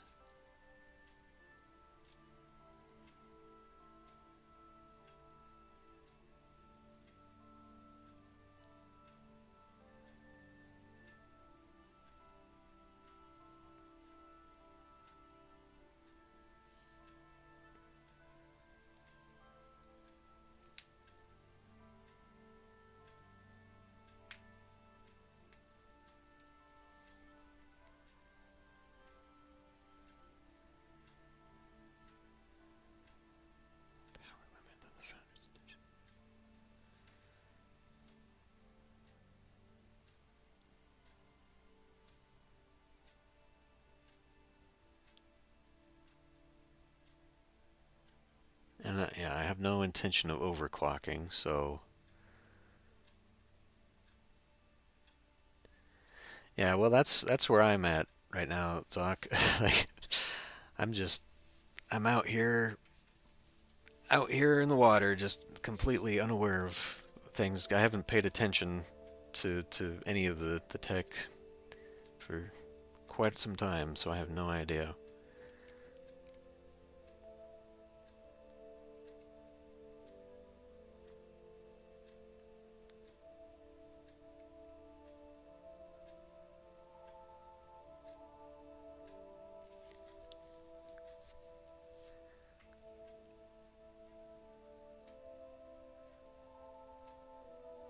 It's not it's not great when people can't explain the difference.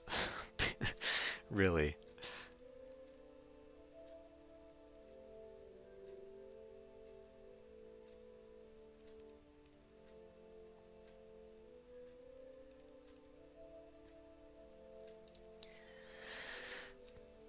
Okay. Well, so like as far as I can tell, the only thing that the comments basically always said was that the ROG is like for gamers, and so it has all the pretty lights and stuff, but like I don't know that that's better performance-wise.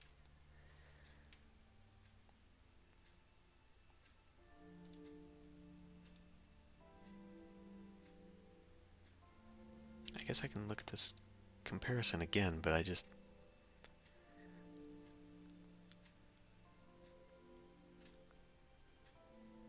like there's so little difference here. I mean, the layouts are a little bit different.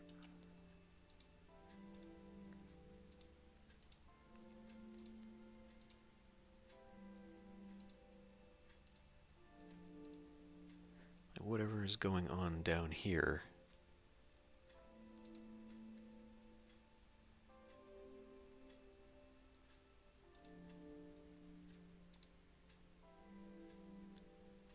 That's a little bit better of a view, actually. So what is that, just one massive GPU slot?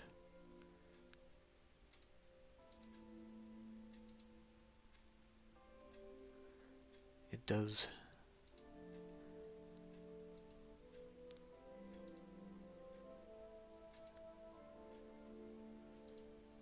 Yeah, fuck, I don't know. I don't know. Could I make this thing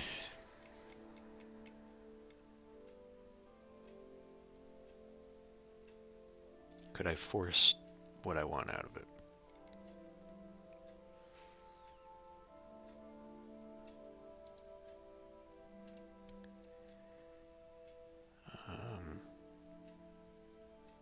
Because again, this is going for 650 across the board. This is suggesting 650 to go with this, as opposed to the other one. Yeah, I'm gonna build it just like I did with the current one that I'm using.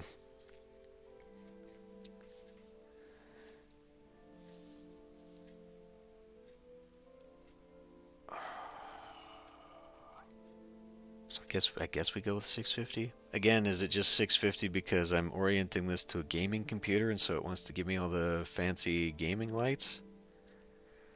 Is that the only reason? I don't know. I can't trust it. Fuck it, we'll do it.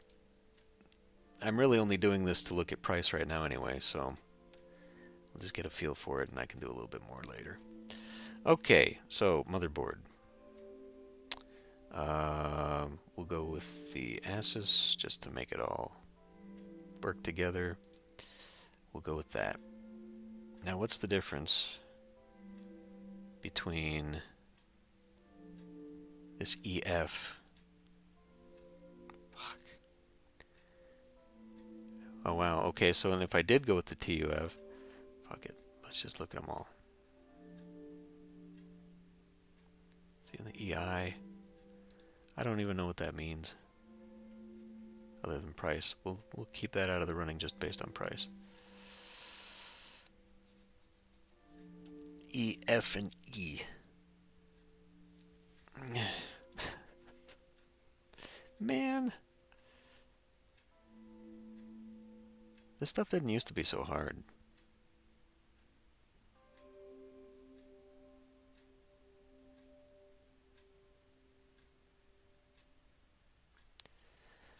These look practically identical.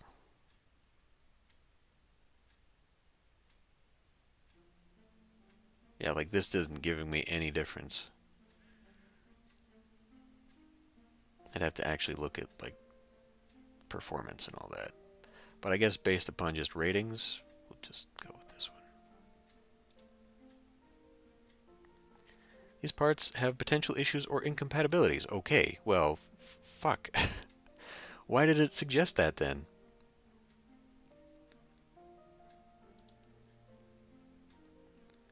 Why is it suggesting it? It's supposed to be giving me a compatibility filter.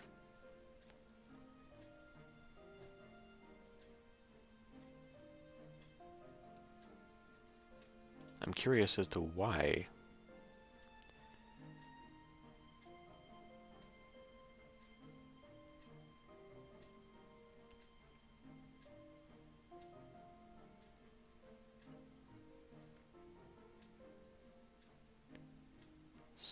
So I'm going to assume then. Yeah. What details?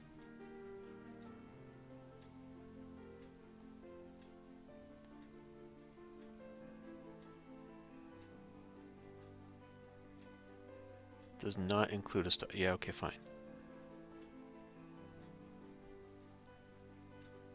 Oh, is that all it's screaming about? Alright, it's just saying I need a cooler. Okay. So let's go to this and put that one back in. And then let's go pick a cooler so it stops yelling at me.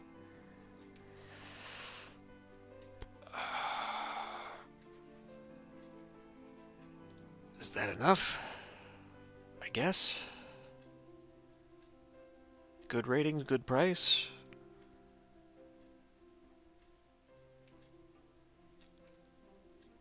This is actually... Let me see. What is it? I mean, I think Newegg is probably going to give me more liquid cooling shit. Yeah. Okay, so this deep cool, high performance, whatever. I should probably just look that up too. Nice promo code. But, I mean, this is just a dual fan thing. Just like what I was just looking at. And that's deep cool.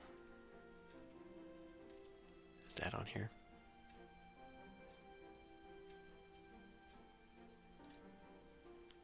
$620. It's that one right there. $80 as opposed to that. But see, I don't friggin' know.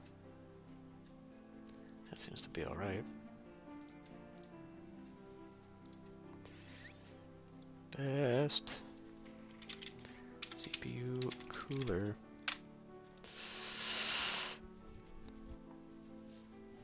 RAM is expensive? Really? That's usually like the cheapest thing you can get.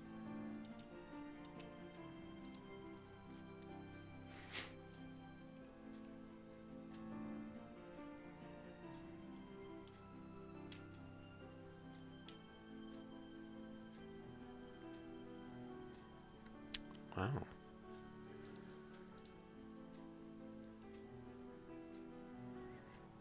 Yeah, that's not super expensive most of the time. Although it looks like now it kind of is. Oh, that's not it. Yeah, so here's the RAM. What do I have? I can't remember. I think I've got G.Skill stuff.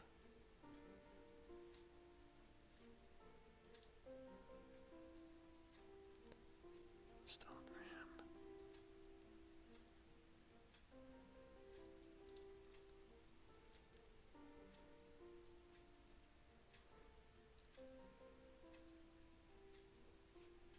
Well, that doesn't tell me anything.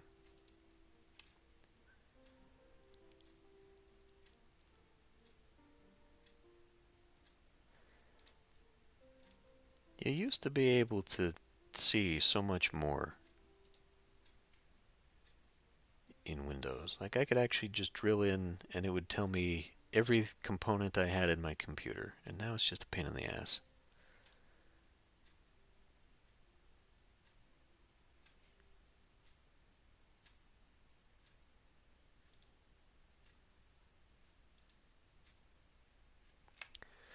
Alright, we're not going to look at that.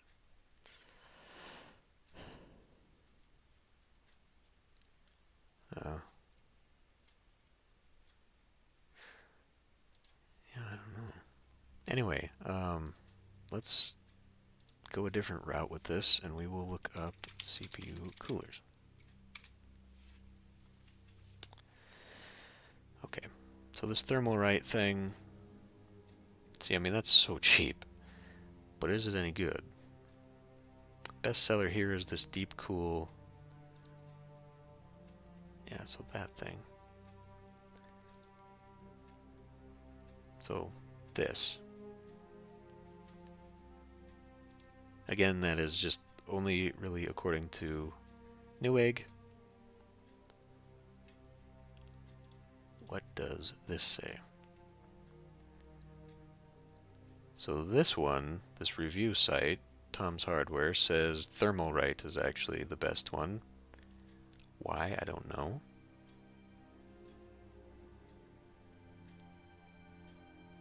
Good price.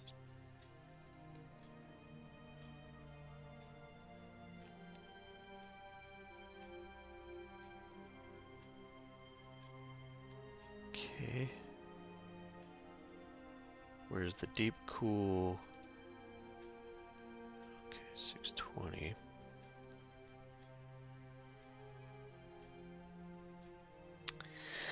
Interestingly enough, oh no, that's not actually Deep Cool.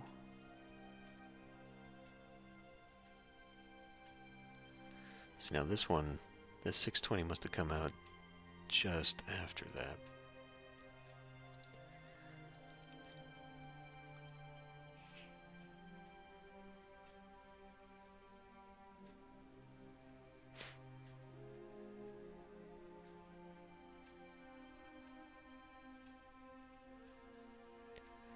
Phantom Spirit. I don't know what I have. Some kind of Cool Master thing?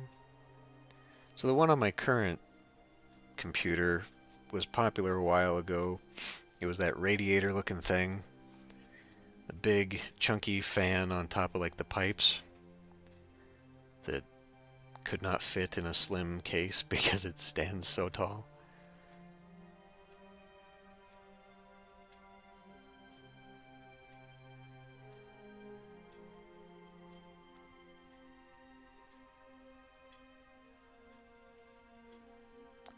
Phantom Spirit.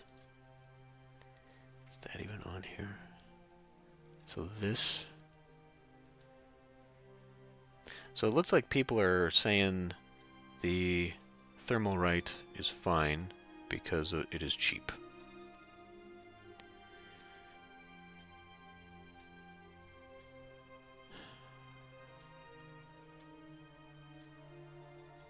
This one's a little bit quieter. It's Noctua.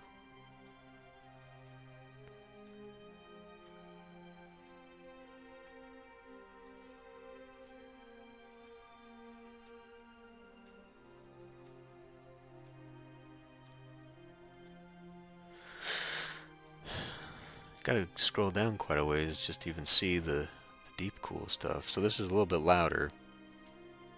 A little bit more variance in its speed though.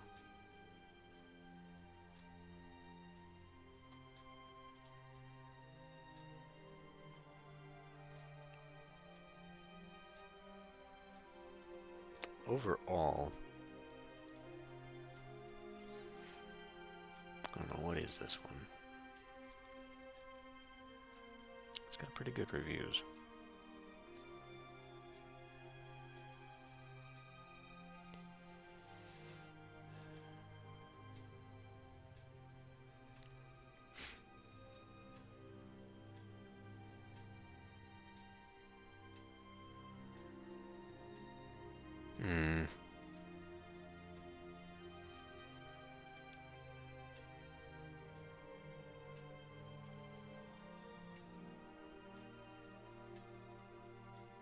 Okay, so here's the card.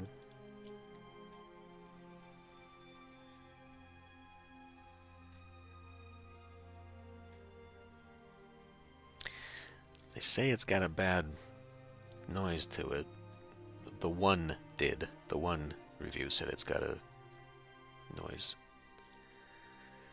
Which it is a little bit high compared to some of these other ones. Like this one overall, that is super pricey though compared to it.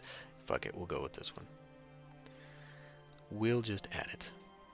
Compatibility notes. God damn, now what?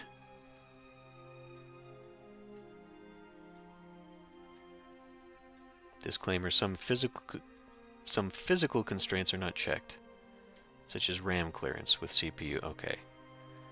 God, I really wish it would be a little bit less panicky and a little bit more specific about its warnings. Like, these notes don't, I mean, that, whatever, you know? Stop panicking. Okay, so where are we already? We're pushing that budget already. Memory. Corsair Vengeance 32. Well, that's probably in line with what I want right there. G-Skill, I think I have G-Skill. Okay. We will go RAM 2024. Of course it gives me a fucking truck.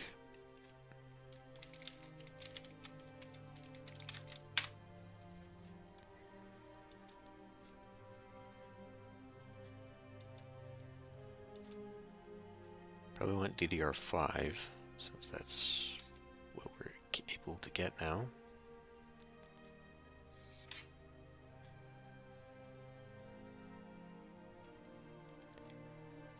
The G-Skill Trident, which is that one right there.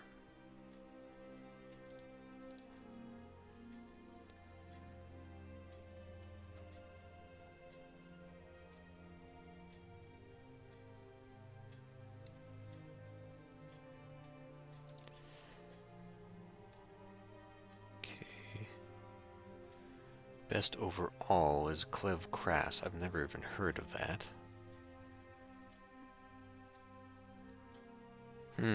Interesting.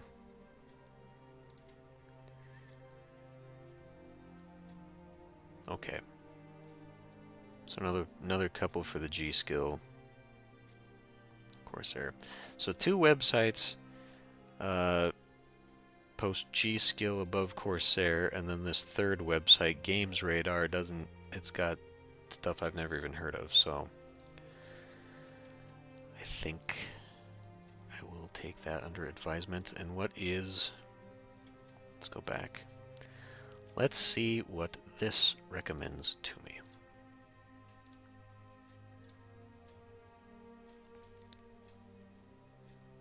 And I guess I can look at the reviews here too. So this is giving me Team T-Force and another G-Skill. Neither of these are what is in the other builder. So let's look at RAM. So that's what we're looking at right there. The #1 bestseller. This Corsair Vengeance has way more reviews on it and is cheaper. It is only 4 though. This is DDR5. Free gift included.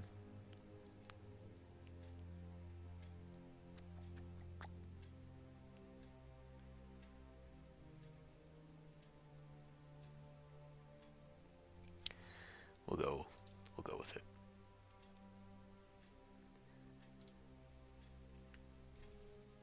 So, we're pushing that budget, and I haven't actually added anything else to it. Storage, I don't need storage. I've got 5 hard drives. Okay, so I've got I've got 3 hard drives, 2 SSDs, and 2 externals. I have 4 hard drives, 2 SSDs, and 2 externals. So I can just strip this one, use that stuff over in this computer, unless I wanted to update maybe just the basic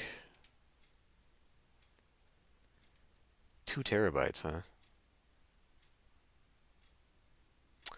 Oh, and these are a different kind. These are the stick kind.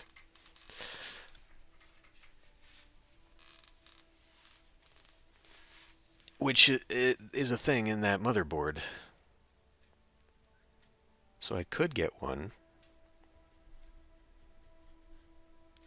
I could go with that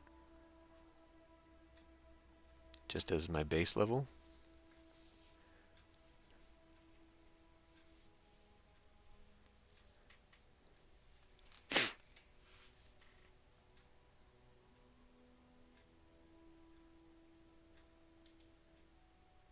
Or just grab the old kind, solid state, and put that in. So what? Now I need to figure out the difference between M2 versus SSD. The M.2s are noticeably faster.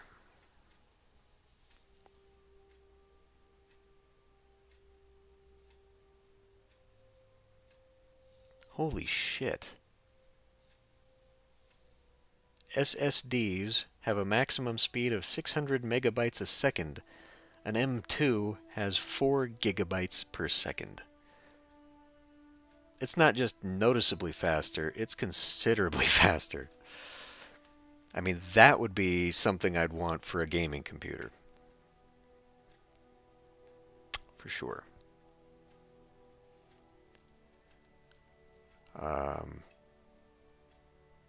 Yeah. SSDs are already pretty fast anyway. But like, holy damn. That's a lot. That's a lot faster.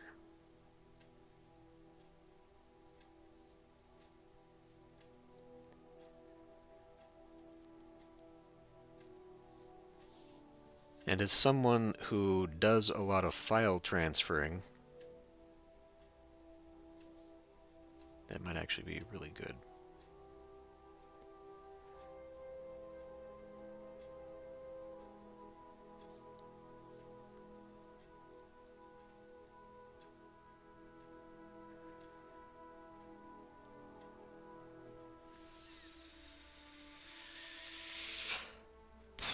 I don't know that I need that one. So what if I did get I mean, we'd be saving like $10, so okay.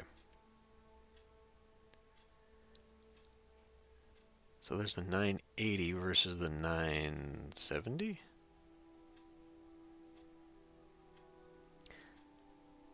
That's a 4 and that's a 3.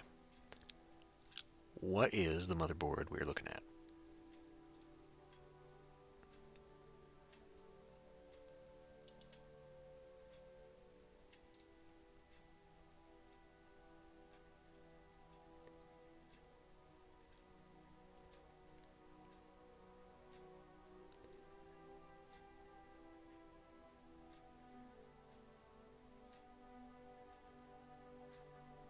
I'm gonna guess, I mean, so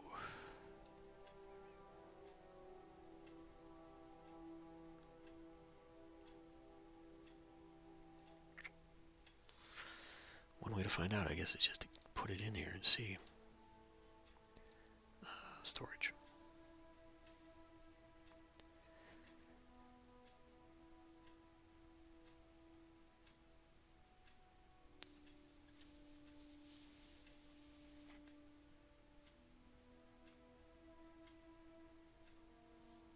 Let's do a comparison real quick.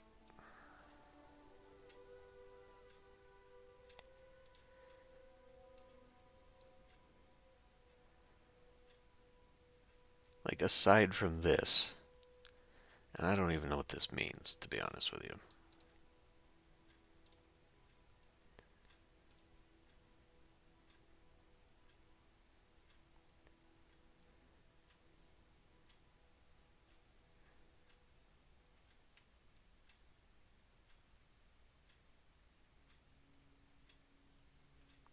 That's the 2 terabyte version. I do not need that much. Especially since I'm doing it other ways. Alright.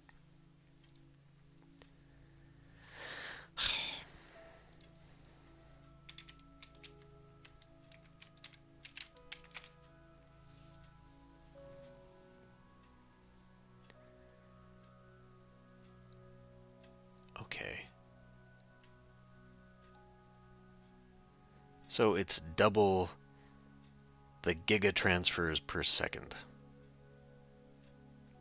It's twice. So Gen 4 is twice the speed as Gen 3.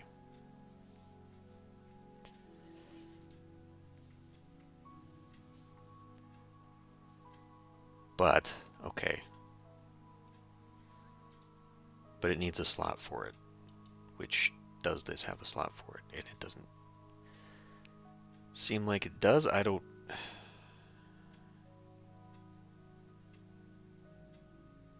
Well, here, let's just add it to the builder, and then we'll have it tell me if it thinks compatibility will work.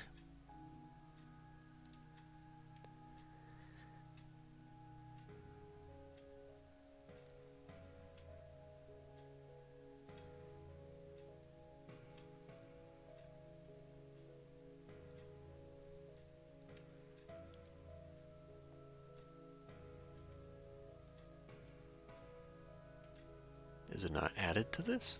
Oh, it's right there. I see.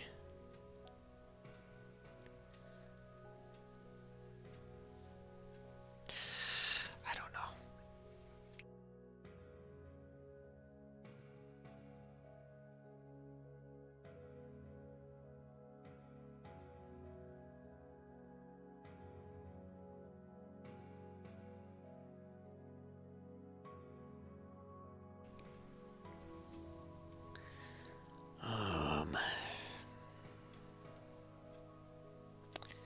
See, I just need to know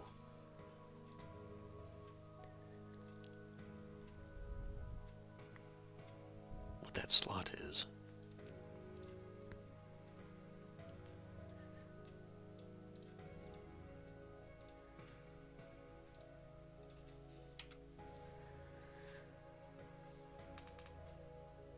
Okay, this is the one we're looking at.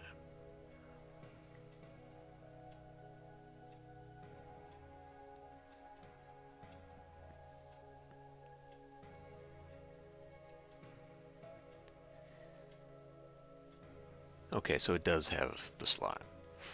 Alright. Well, I may as well just... See, I don't know. Like, so many of these specs, like, they're not noticeable.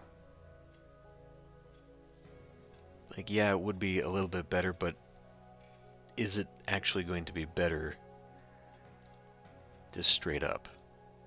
Like, would I notice? Probably not. And now that I look at it, I'm not even sure where the slot is for that.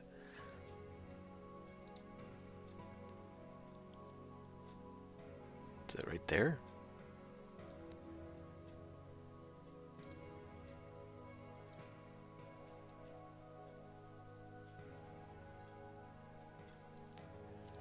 Okay. Well, again, we're just window shopping right now, just to get an idea. So then the power supply. This is going to be probably pricey. What did that say? We're looking at 500 watt estimate. Okay. So probably then this would just be fine.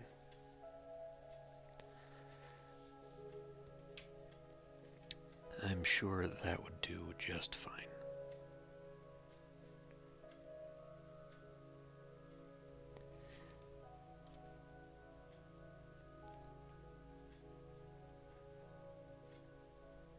Maybe a little. Now see, EVGA was popular back in the day. Okay, Zoc.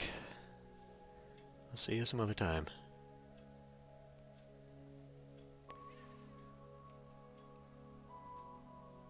I don't know what I've got.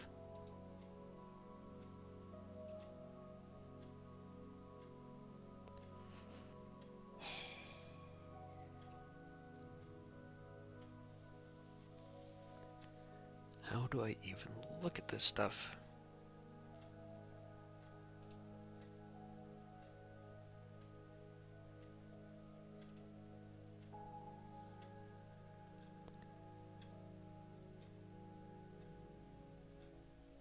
Oh, was it?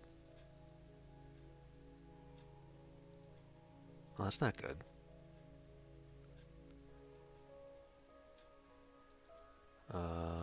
Control panel. That doesn't help me.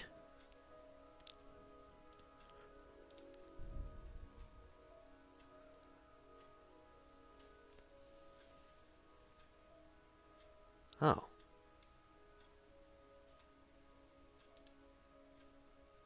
I didn't even know. Pull that out.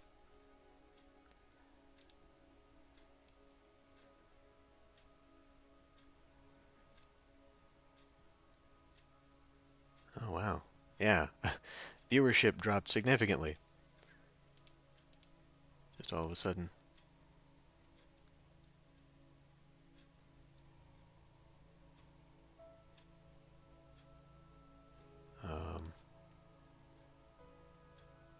So that means we're on a new one then.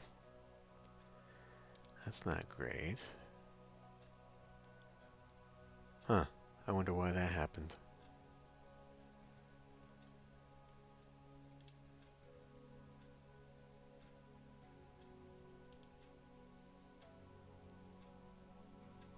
I don't know.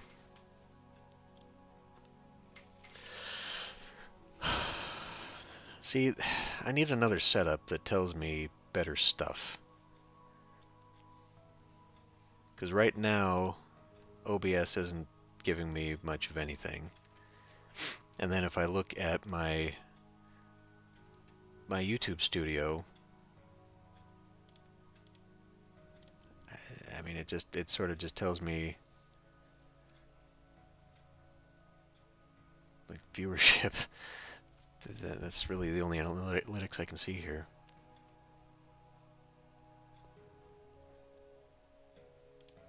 And it's not showing it live either. I don't know.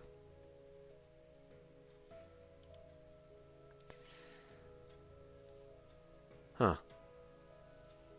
Well, we'll have to look at that. Anyway, what was I on?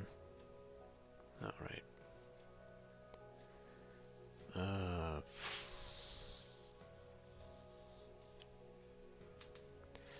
I don't know. We probably just want to go like a regular.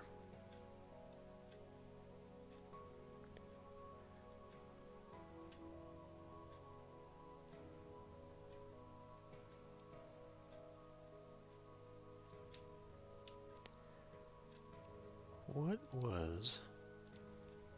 Not that, damn it.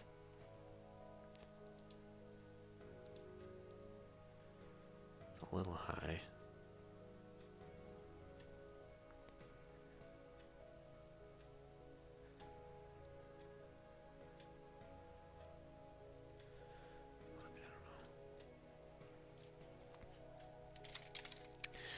Power supply.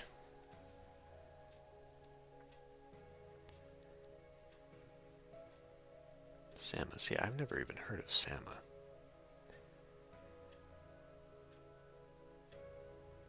Go with this Corsair. I think that's what was recommended to me the first time.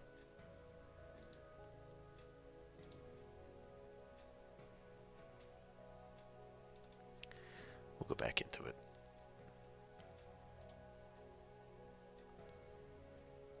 There. Was that this? 750. All right. $100. So we're looking at a little bit over budget here.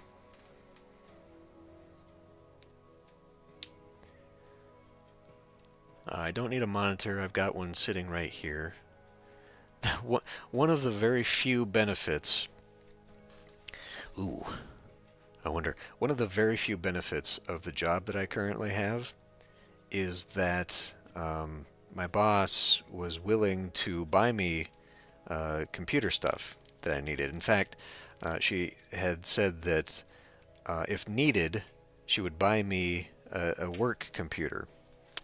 And since, you know, the computer that I wanted would probably have been a little bit out of that price range. I just settled for a new monitor. So I at least got that. I now have another 27-inch monitor that I got for free. Um, so that's nice. I don't need that. Operating system will take care of itself, if you know what I mean. And the case, that airflow tower that everyone's screaming about, sure. Okay. So, 1650 for the total damage, not including shipping, I'm sure. But yeah. And so this isn't including anything off most of this is coming off of Amazon for the cheapest price. But yeah, okay. So that's what I'm looking at right there.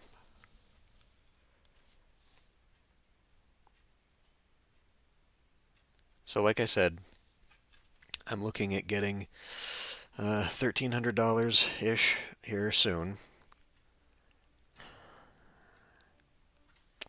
The problem is that damn job. No, not yet. Um,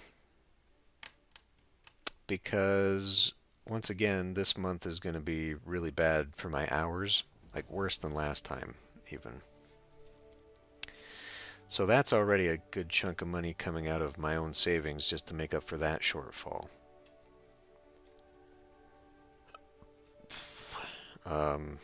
So adding another $300 to make up for this?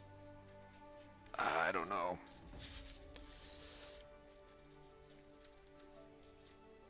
But it's not like I can go too much cheaper. Like if I go for a cheaper CPU, then I'm going to get one that's pretty much like what I've already got, just like a step above. So it's already going to be kind of outdated. And then that GPU, like that graphics card, is pretty much the level I want to be at. And that's honestly the cheapest part right now. If I went with something bigger, we'd be looking at $800, $1,000. I am not getting good hours. Well, actually, I don't know the reason for that one. Bum. When I joined, I was supposed to be getting 20 hours. It was a part-time deal. I knew that going in, but it sounded like 20 would be the minimum, and that because we were going into like spring and summer, the busy season would mean more hours than that. I don't know if it's just been a couple slow months. It looks like more of the conference season is starting, but it won't be until like May, June. So even next month might be a little hungry for me.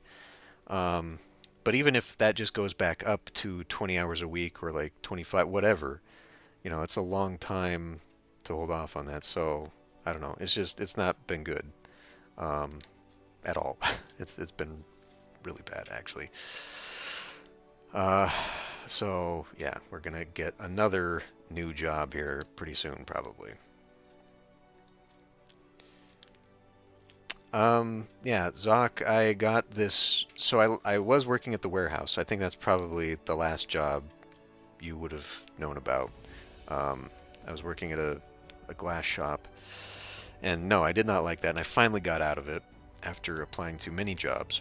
And then I started working for this company that I am doing now, which is a graphic and web design position.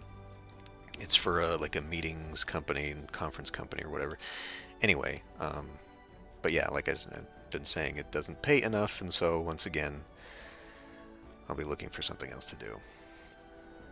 I took it thinking that being part-time and with the amount of money it pays, and holy crap, can we maybe turn you down just a little bit? With the amount of money that it pays at part-time, it would be allowing me to break even. Like it would cover my expenses.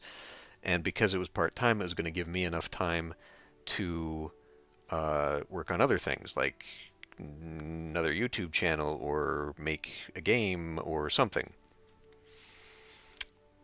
And that is what I was hoping to transition into, was that if I could do like my history channel or more Gazworks tutorials, or actually a game that could give me a little bit of money every month to pay for stuff, I would be able to transition out of like a regular job and just do my own thing.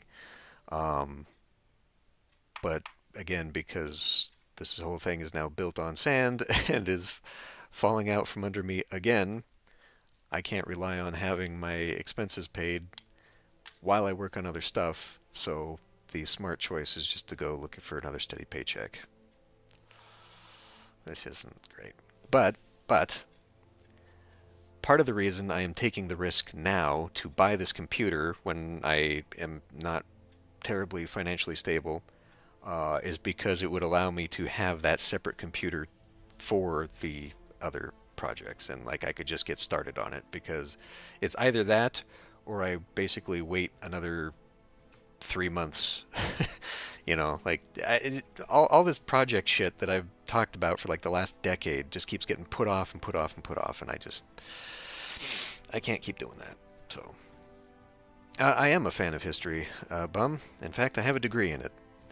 It's my second degree, and so like that's one of the many ideas that I had years ago about like, well, what can I do? What could I possibly do? And then the thought being that, oh, well, just do what you know. Um, the idea of doing a history channel for YouTube, um, because I guess I have the voice for it and I have the interest for it, and it'd be pretty easy to do. So, but you know, that I haven't gotten started on that just because that itself will take a little bit of research. Like I need to compile information about stuff, write a script for it, edit it. That is in my mind like secondary to something else I could be doing, like painting videos on Gazworks, or something that I could do now. They could start working for me while I then hop to the next project. Like basically from now until retirement, um, if there's ever going to be a retirement for me and my generation, like basically the only way I'm ever going to get ahead is if I have things snowballing for me, or just give up and go work for a warehouse for the next 40 years. But I need all these small projects to basically work together, because I doubt I'll ever be successful at one thing and become some big YouTube star or make $1 million game or anything like that. Like all these little things need to work for me together. So I need one project to take off before I feel like I could start on another project that would then snowball into another project and just keep going. So that's where I'm at.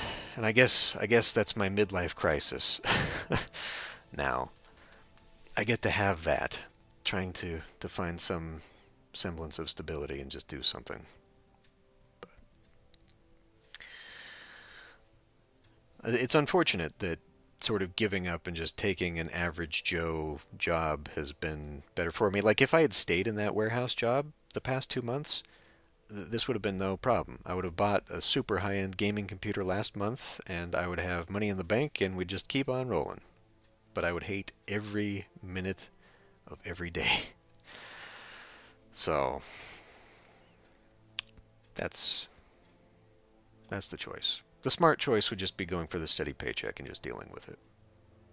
I myself, where I'm at right now in everything, I don't know. It's too easy to fall into that trap, and I guess that looking now at the back end of my life, it's making me panic and realize that there's a lot of stuff that I've always wanted to do, and I just have not been doing it. And I'm running out of time to do it. So, I don't know. I have no idea where things are going to go from here. Every time I make a plan, shit just gets in the way, or even just something like, oh, hey, I'll take a job so that it'll give me time to do something, and then like the job doesn't work out. Like like every plan that I make just blows up anyway. So why even fucking bother, right? Right. Well, yeah. I just need to get more serious about things.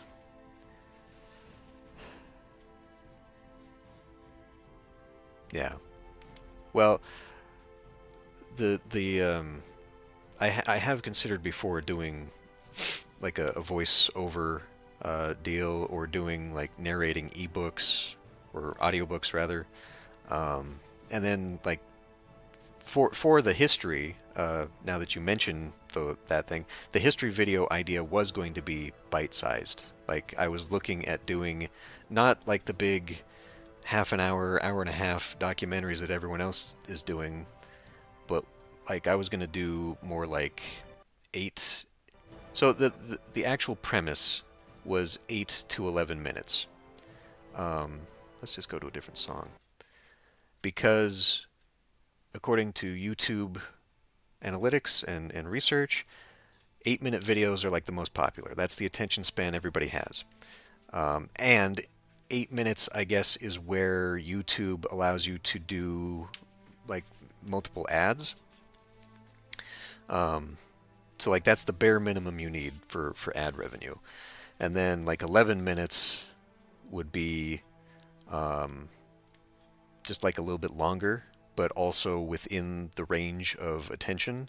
So like YouTube likes 10-minute videos on average. So like 8 to 11 minutes would be um, the whole range that I would go for. And the other reason for taking that time frame is because of the logo design I had in mind for the whole thing. Like my original idea was just going to be 8-minute history. There's already an 8-minute history channel on YouTube, unfortunately. The ironic thing is their videos are like an hour long. There are no 8-minute videos on that channel, which pisses me off. So I thought, okay, well, how can I still use this idea? And then I thought about adding 11 minutes. And the reason for that is because of the logo was going to be an H for history and then an hourglass. And the hourglass would be the 8 and then the 11 being the H around it. Like that's really the entire premise of the idea for why I would do an 8 to 11 minute video, or yeah, a history video channel, which would be also short enough, I feel, that I could stay regular with output. You know, it would not be too difficult to put together an 8-minute video. So I would be able, I feel, to be more consistent with it and put out content a lot faster in a shorter amount of time. So like that's the idea. And whereas I have not been really trying to monetize Gaz Plays, and a little bit of Gazworks, but Gazworks is going to take time for content. I would be doing that channel, the history channel, attempting to make that like a monetized thing. Like if I could get that channel to pay my rent, that would be a huge load off, and then I could start focusing more on other projects. But why don't I do something in history? You mean like career-wise?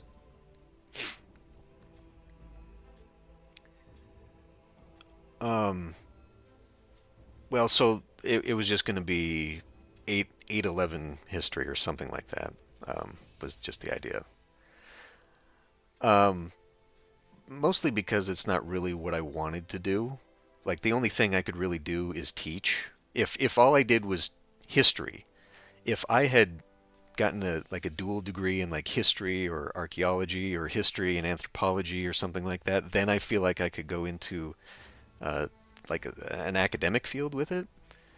Um, but like so here's the thing, and I may have mentioned this back in my last update video, or last update video, the face cam one that I did several years ago. But anyway, so like I went to school for graphic design because I'd always wanted to do something in an art field. The school here, unfortunately, did not have that as a major. It was the media arts program is technically what it was. And at the time, that was only available as a minor because it was an offshoot of the fine arts school. So my first degree was actually a fine arts degree. And um, then I went to, well, then I stopped doing it because I hated it. Um, it was just very pretentious and whatever. I felt like it was a waste of my time. So I just went focusing on the minor in media arts, and then I needed another major, and I thought, well, I like history, and it's super simple degree because all you're doing is reading and writing essays, and so that's why I have the history degree. At the end of the 4 years, when I was ready to graduate, the media arts department got enough funding to become its own major, its own degree. So then I stuck around for another 2 years to finish the degree because that's the whole reason I was in university. So I've got the media arts degree, and then the history degree is just was there because I was a lazy student. But yeah, hey Sleepy Duke. I speaking of becoming a dictator, that's another plan. Not really, but yeah, like history has just kind of been an interest of mine, but I never saw myself going into that as a career. And frankly, right now, I don't see how I'd get back into it. Like I would probably have to go back to school to make it worth my while because I haven't done anything. I haven't done any research. Like no one would hire me. I would have to get in to some internship with the group, and like I honestly have no idea how I would get into a history degree. I could be a substitute teacher, maybe, but that's about it. Um, but because of I have an interest in it, I think I could actually do something with it if I decided to make it into a channel. Because I've been following a few history based channels, and they started out just very small, very kind of hobbyist, and now these guys are doing it for a living, um, which is crazy. But they're also very focused. Like one of them that I like, Ancient Architects, started off as kind of Ancient Aliens, not really, kind of skeptical. But lately, like the past few years, he's gone very scholarly, research based. Like he had a geology degree or something like that, and he's just completely doing his history channel now, mostly focusing on like the pyramids and the Tastapeller sites. Uh, Pretty cool stuff. But very popular oriented, I guess, popular audience oriented.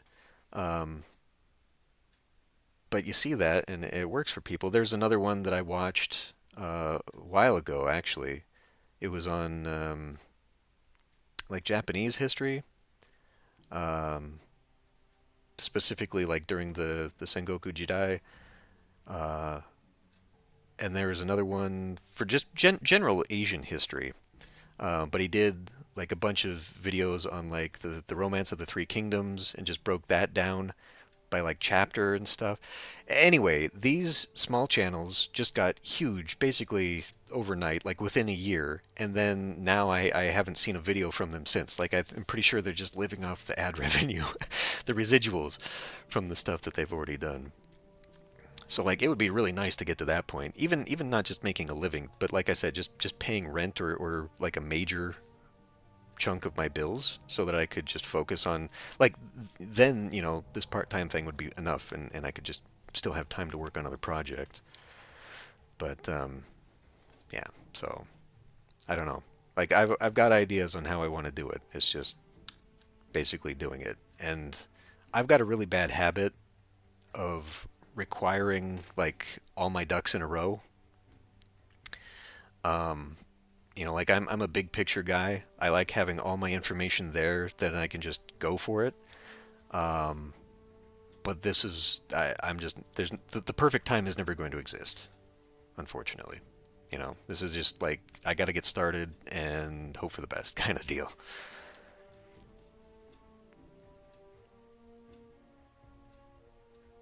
Oh yeah, do you do art?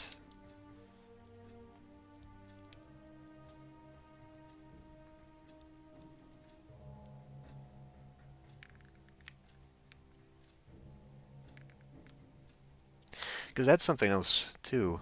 Oh, nice. And see, like, I could probably draw a lot of my own pictures, but I've been out of practice for so long, and it would just take so long to draw my own stuff that I don't think I would go that route. But one of the things I had considered was looking at AI generation. Okay, so here's the thing. I found a channel a while back, and it is just like pure Ancient Aliens stuff. Like it basically is just a complete ripoff of the program.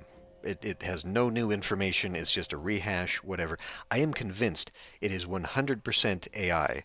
Like the video definitely is because it's got the weird amorphous like whatever. It's cool.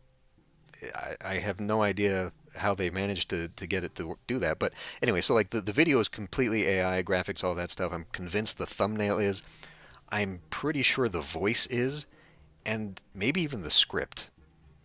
Like I don't know, sometimes the dialogue is a little bit weird, so I'm not sure if it's like someone semi-literate who wrote it or if it is AI. But anyway, point is, this whole channel that is just aimed at repeating Ancient Alien stuff is got like hundreds of thousands of views on each of its videos, and it's only been going for like a year and a half. And so like I'm thinking, well, shit, why not get on board with this before YouTube totally decides that AI content is bad? And I wouldn't just make like the history stuff, um, AI, but I was thinking like, take a historical picture, historical painting, whatever that I would use, and instead of just putting it in, even though it would probably be better to do so copyright wise, just have AI recreate it, to make it look like the painterly whatever. And then I could just speed through a lot of graphics that way. I probably wouldn't do that. I probably would just straight take pictures and paintings and whatever is in the public domain, um, and just slap it together. But I don't know, just something as like a standout, because that's something that uh, so talking about these other channels, I was looking at the Japan one, the one focused on um, the samurai. Most of those graphics that he used seem to come from either the Osprey manual books, whatever, or were taken from the Nobunaga's Ambitions video games. I don't know how. I mean, it seems to be fine for him. I guess he's making a living off of it, so I guess copyright wasn't an issue there. But then, like the other one, the one that was more generally Asia history based, definitely had his own illustrator making stuff for that, and that definitely probably helped with the standing out. So I don't know. I don't know what I would do with that.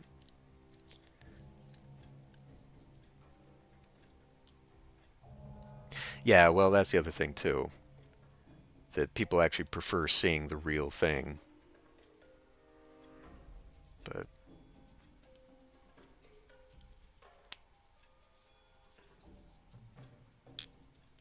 yeah. Well, yeah, I mean, I guess like the bust thing. So like if I was to take, say, Julius Caesar, rather than just show the picture of Julius Caesar, maybe have AI color it in or something and make it look human, or maybe just something like that. I'm not really sure. Again, the legality of using AI in stuff. So because I do have a Google Play account as a developer, Google just sent me an email a couple days ago actually about updated policies for like AI generated content. So now these other stores and whatnot are starting to crack down on that. Like you need to now say, this is made with AI generated content, whatever, and I'm willing to bet that in the next few years, as more regulations come into place, like the monetization of that's going to be iffy. Even though, at least in America, I believe the Supreme Court ruled that AI cannot be copyrighted because it is using other content, other copyrighted content in its generation process. And so the content that it outputs, that produces, no one can claim that. So I think that's why people are trying to use it as much as possible now, because they can, because nobody owns it.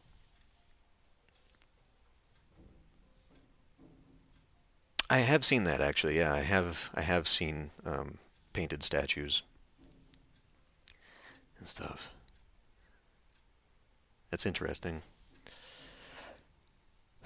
but I don't know what I would do with that.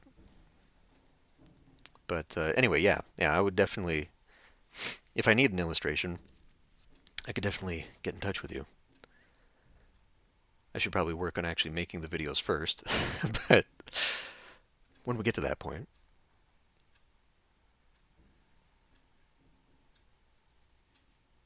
I agree 100% that it's probably the right choice to always say this is AI. Because there was a, God, I don't even remember where I saw it, but there was a thing posted about a picture that was basically animated using AI. And this has been around for a few years, but now it looks pretty realistic. And within like 5 years, it's going to be super, super hard to tell. So yeah, like the ability for fakery and all that stuff, it's pretty bad. But also, like just talking about AI generated content, never mind the whole aspect that it is stealing, copyrighted artwork and all that stuff for its learning and generation and all that stuff. Just the fact that it is making worse a problem that I saw, at least in the graphics and in my whole field, um, like 10 years ago. So especially for like web design, um, back when I graduated university, graphic design and web design were two distinct things. Like they were two different fields, and now they're very much the same thing. Like what I'm doing with my current job, I make graphics for like social media. I do website stuff, website maintenance, and I just recently created a newsletter for print. And that's actually the next job that I got to work on is some print stuff for a convention. So like I'm wearing many hats here in the graphics field that 15 years ago would have all been separate things. And around that time, um, especially with like the iPhone taking off and the App Store and everyone starting to make apps and everything was switching to mobile and web-based and all that, you saw the switch to like flat design. Um, and Hey Trooper, and so like there was like flat design and like icon packages, and like basically all this stuff was being generated. Asset stores were coming in for web as well as like game design and all this stuff. Like basically the market switched, I would say 10 years ago, towards a thing where quote unquote talentless people can have talent made for them, and then it cuts out the middleman of having a graphic designer, an illustrator, whatever. And now AI is making that worse. Like somebody who just has an idea but has no talent or ability can just make something and then make money from it. And if you're someone who otherwise would be stuck at working at McDonald's or whatever, like yeah, sure, it's a great opportunity. Now you can do something else. But like for somebody who or has always wanted to do something in a creative field, now you've got to compete against AI that now companies are cutting workforce for because they think this is the next great thing and it's going to, it's not quite there yet. So they're all jumping the gun, but eventually it will be. And it's just, it's bad in that regard that now you don't have to have talent and skill because you can just work somebody else's. And I say that a lot because of like the hand thing, right? When I was doing the Uncharted Waters series, I was not quite convinced that all the art in that was actually created by artists. I mean, it looks very much like all the other Koei Tecmo art for like, Romance of the Three Kingdoms and Nobunaga's Ambition and all that stuff. But there was still just a little bit of it that made me wonder if it wasn't AI generated and in the style of those games, especially because it was outsourced to a Korean company and not in-house with Koei anymore.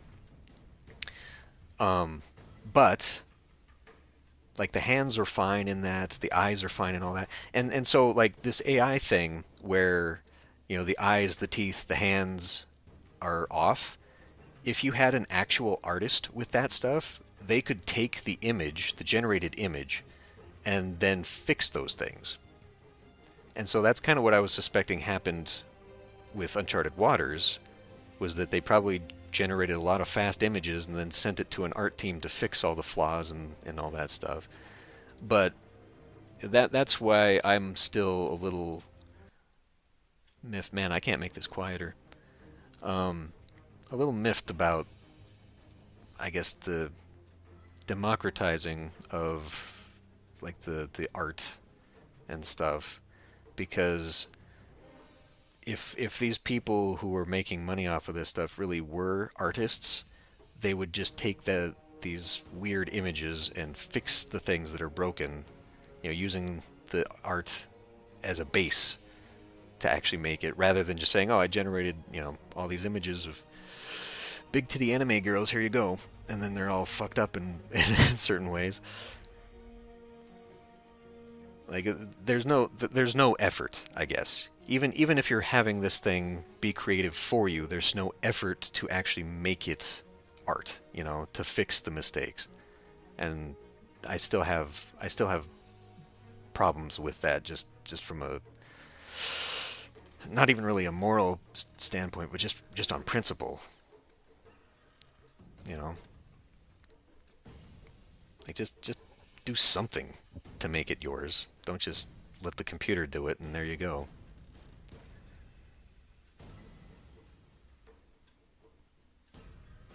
Anyway, that's a huge tangent.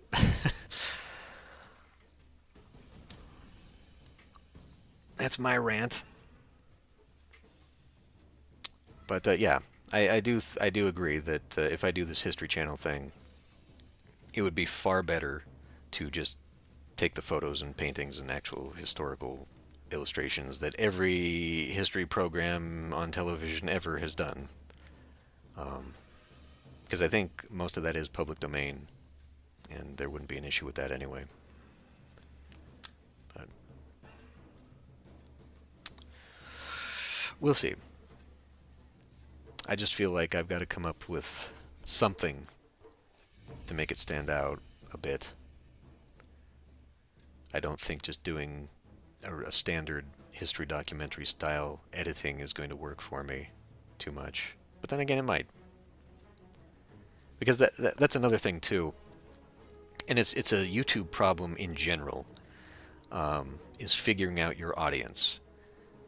Like I've definitely seen the history programs that are just like of an academic nature. Like, here's the info, here's what you need to know, and if you are just interested in history, then that's worth watching. That's fine. But then there's others that are certainly more YouTubey, I guess. Like they're how do I want to say that? They're very irreverent. They try and make jokes. The editing is very fast-paced and clippy. You know what I mean? I see this in painting videos too, like miniatures painting. I watch a lot of videos on, and my favorite channels that I watch are very oriented towards teaching you how to paint. And then there's the YouTube influencer channels that are more ego-based, personality-based, where it's less, I'm going to teach you how to paint, and more, hey, watch me paint in this technique. You know what I mean? So, like, there's definitely that dichotomy of the entertainment YouTube influencer side and then the actual, like, quality side. I can't say that because some of those are still pretty good quality, but you know what I mean. Like, I guess, yeah, it'd be the split of like the facts versus the entertainment or whatever. And I probably would go more academic fact based, more standard um, documentary type than I would. But in that time frame of an 8-minute video, I don't know. But I guess the short time frame of the videos was an idea for me because of how I wanted to present it. I rather than have an overarching theme and talk about like the Romans, for example, the Romans all at once.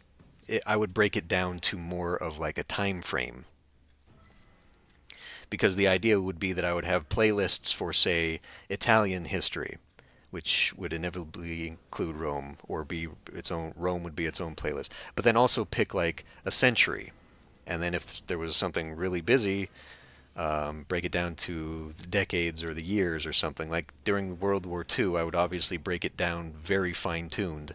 Like there would be an 8-minute video probably for every year of World War II, and then maybe even like different theaters and like what was going on the German front and the British front. Like the idea of making it small was so that it would be compartmental and I could just like put it together like that.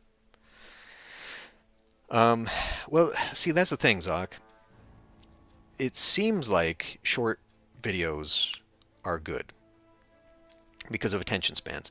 But lately, it does seem like YouTube has rewarded long form a lot more. Like, it's moved away from lots of videos, lots of short videos, to irregular long videos. Like if you post like a half hour plus video once a week, supposedly that is better now than doing a short video every day.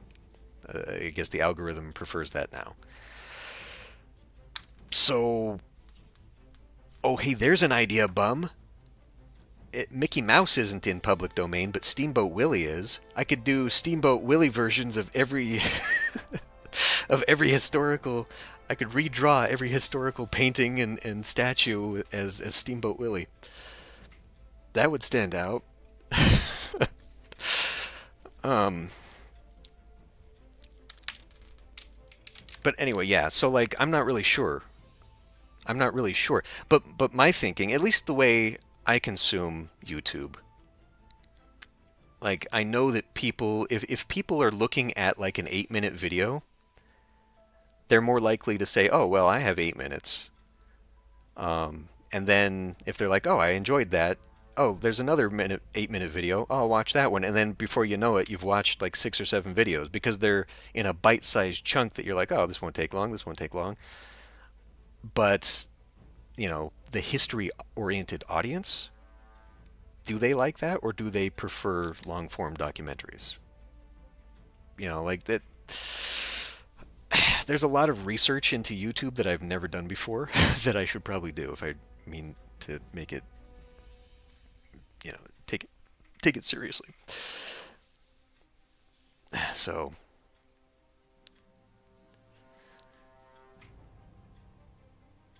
I don't know. I guess it would just be an experiment, and I could always change it.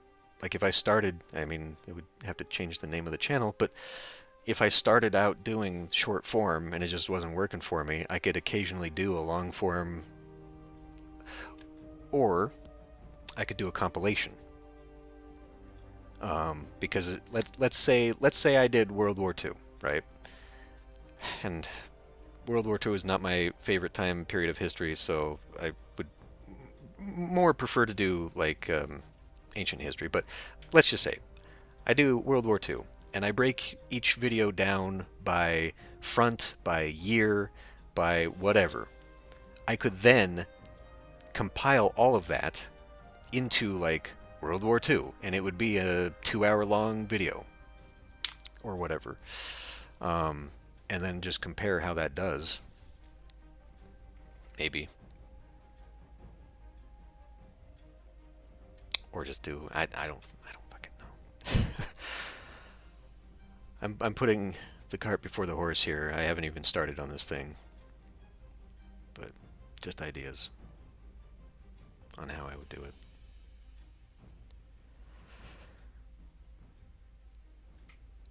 15-minute videos. Yeah, that's the thing too. Like the having a support group, like all of these YouTubers that are doing it for a living, even just like the Let's Players or the streamers or whatever, a lot of them, the big ones, have at least one editor working alongside them.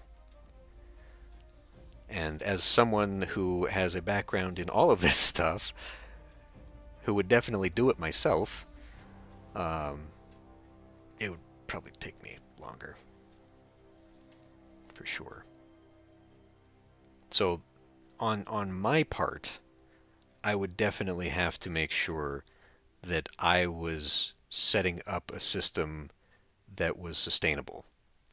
Like writing out a bunch of scripts or just keeping a running list of information, etc., etc., and then working a video.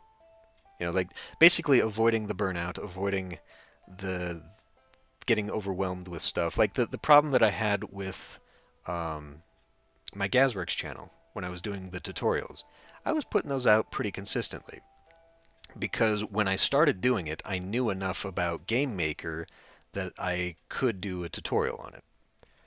But then it reached a point where I was starting to get beyond my knowledge. And so I had to learn some stuff.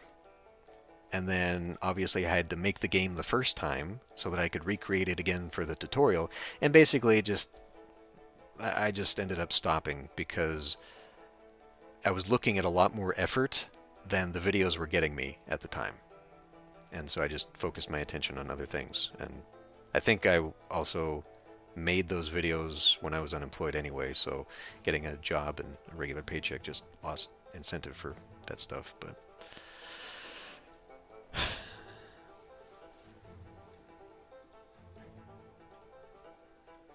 which one is this? I was the sun before it was cool. So anyway, yeah, that's the game plan going forward. Hopefully, if I can get financially stable again, find a job that actually pays me worth. And even though at part-time this job would only be making me break even and I would therefore not really be putting money away and gaining any time, if work picks up in the next couple months or hopefully next month and is consistent for the next couple months throughout the summer, if that is still enough to give me the money that I need, then I can spend this summer focusing on those other projects.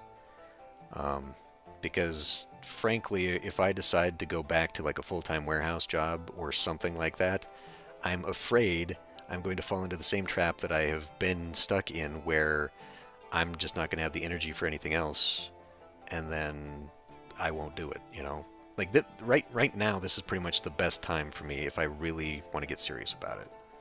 So that is what I was thinking these streams would be um, from now on. So like we talked about this last week, where I think I'll just stop doing gaming streams and just let the YouTube Let's Plays be about gaming. Or if I need a break or something, then it's just like, you know what, this time let's play a game for a little bit. But mostly I think I will orient these streams now to stuff like, I mean, maybe not so much buying computers, but, you know, stuff like this, where, like, if I need to get ready for something, if I need to start setting up the other channel, maybe just have a chill stream everyone can have in the background or whatever, but it would give me the time, like a regular scheduled time, where I could start working on these other projects. And it would just be that kind of stream and less game oriented. Because to be honest, I need that kind of structure. I can't just tell myself, well, this afternoon I'll start working on that stuff and what like I am too easy on myself in that regard. So I need the structure. And that's where I was thinking that I could do like if I could reschedule myself, I could do like a weekly like during the week. And that would obviously be at a completely separate time um, than normally because it would probably be afternoons, evenings, whereas this is more of a morning midday thing for me. So audience would change, but whatever. But point being that I think I need to use this time, this streaming, to work on the other things that I want to do. Otherwise, it's just not going to happen. But anyway, so I have an idea now, at least the ballpark of what this new computer is going to cost. Uh, so I'll have to figure that out, see if that is doable, and that'll be the first step. And then we'll start setting things up and hopefully get that going.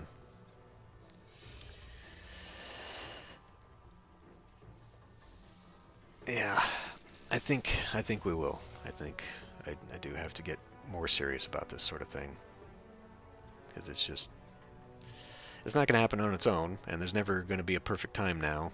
I'm pretty convinced of that.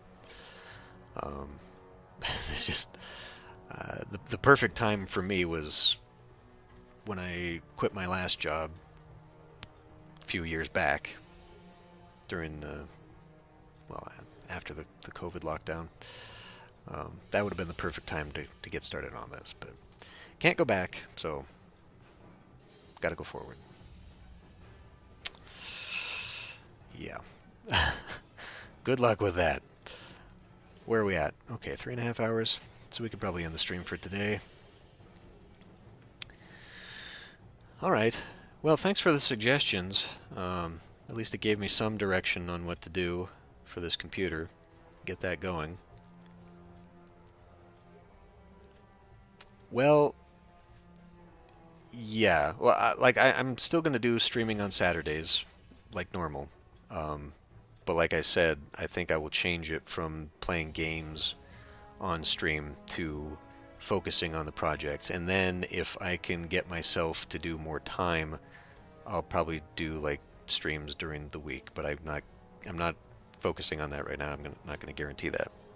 But there will be another stream next week, and I don't know, maybe I can work on setting up the stream for like the super chat and all that stuff, because even though I tell myself I'll do it during the week, I know I won't. So we might do more stream-oriented stuff next time and start focusing on getting these other channels and all that going.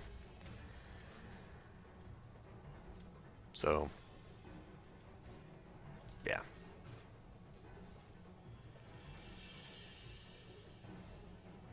Yeah, we'll start collecting ideas and going with that. So, okay, well, I think we will end this one here then for the week. So, thanks for watching, and have a good whatever. Well, if I wanted to become a fitness YouTuber, that might be good because then I could do my journey of getting back into shape. So who knows? Who knows? I could do that too. All sorts of ideas. But anyway, I'll end this one here, and I will see you all next week.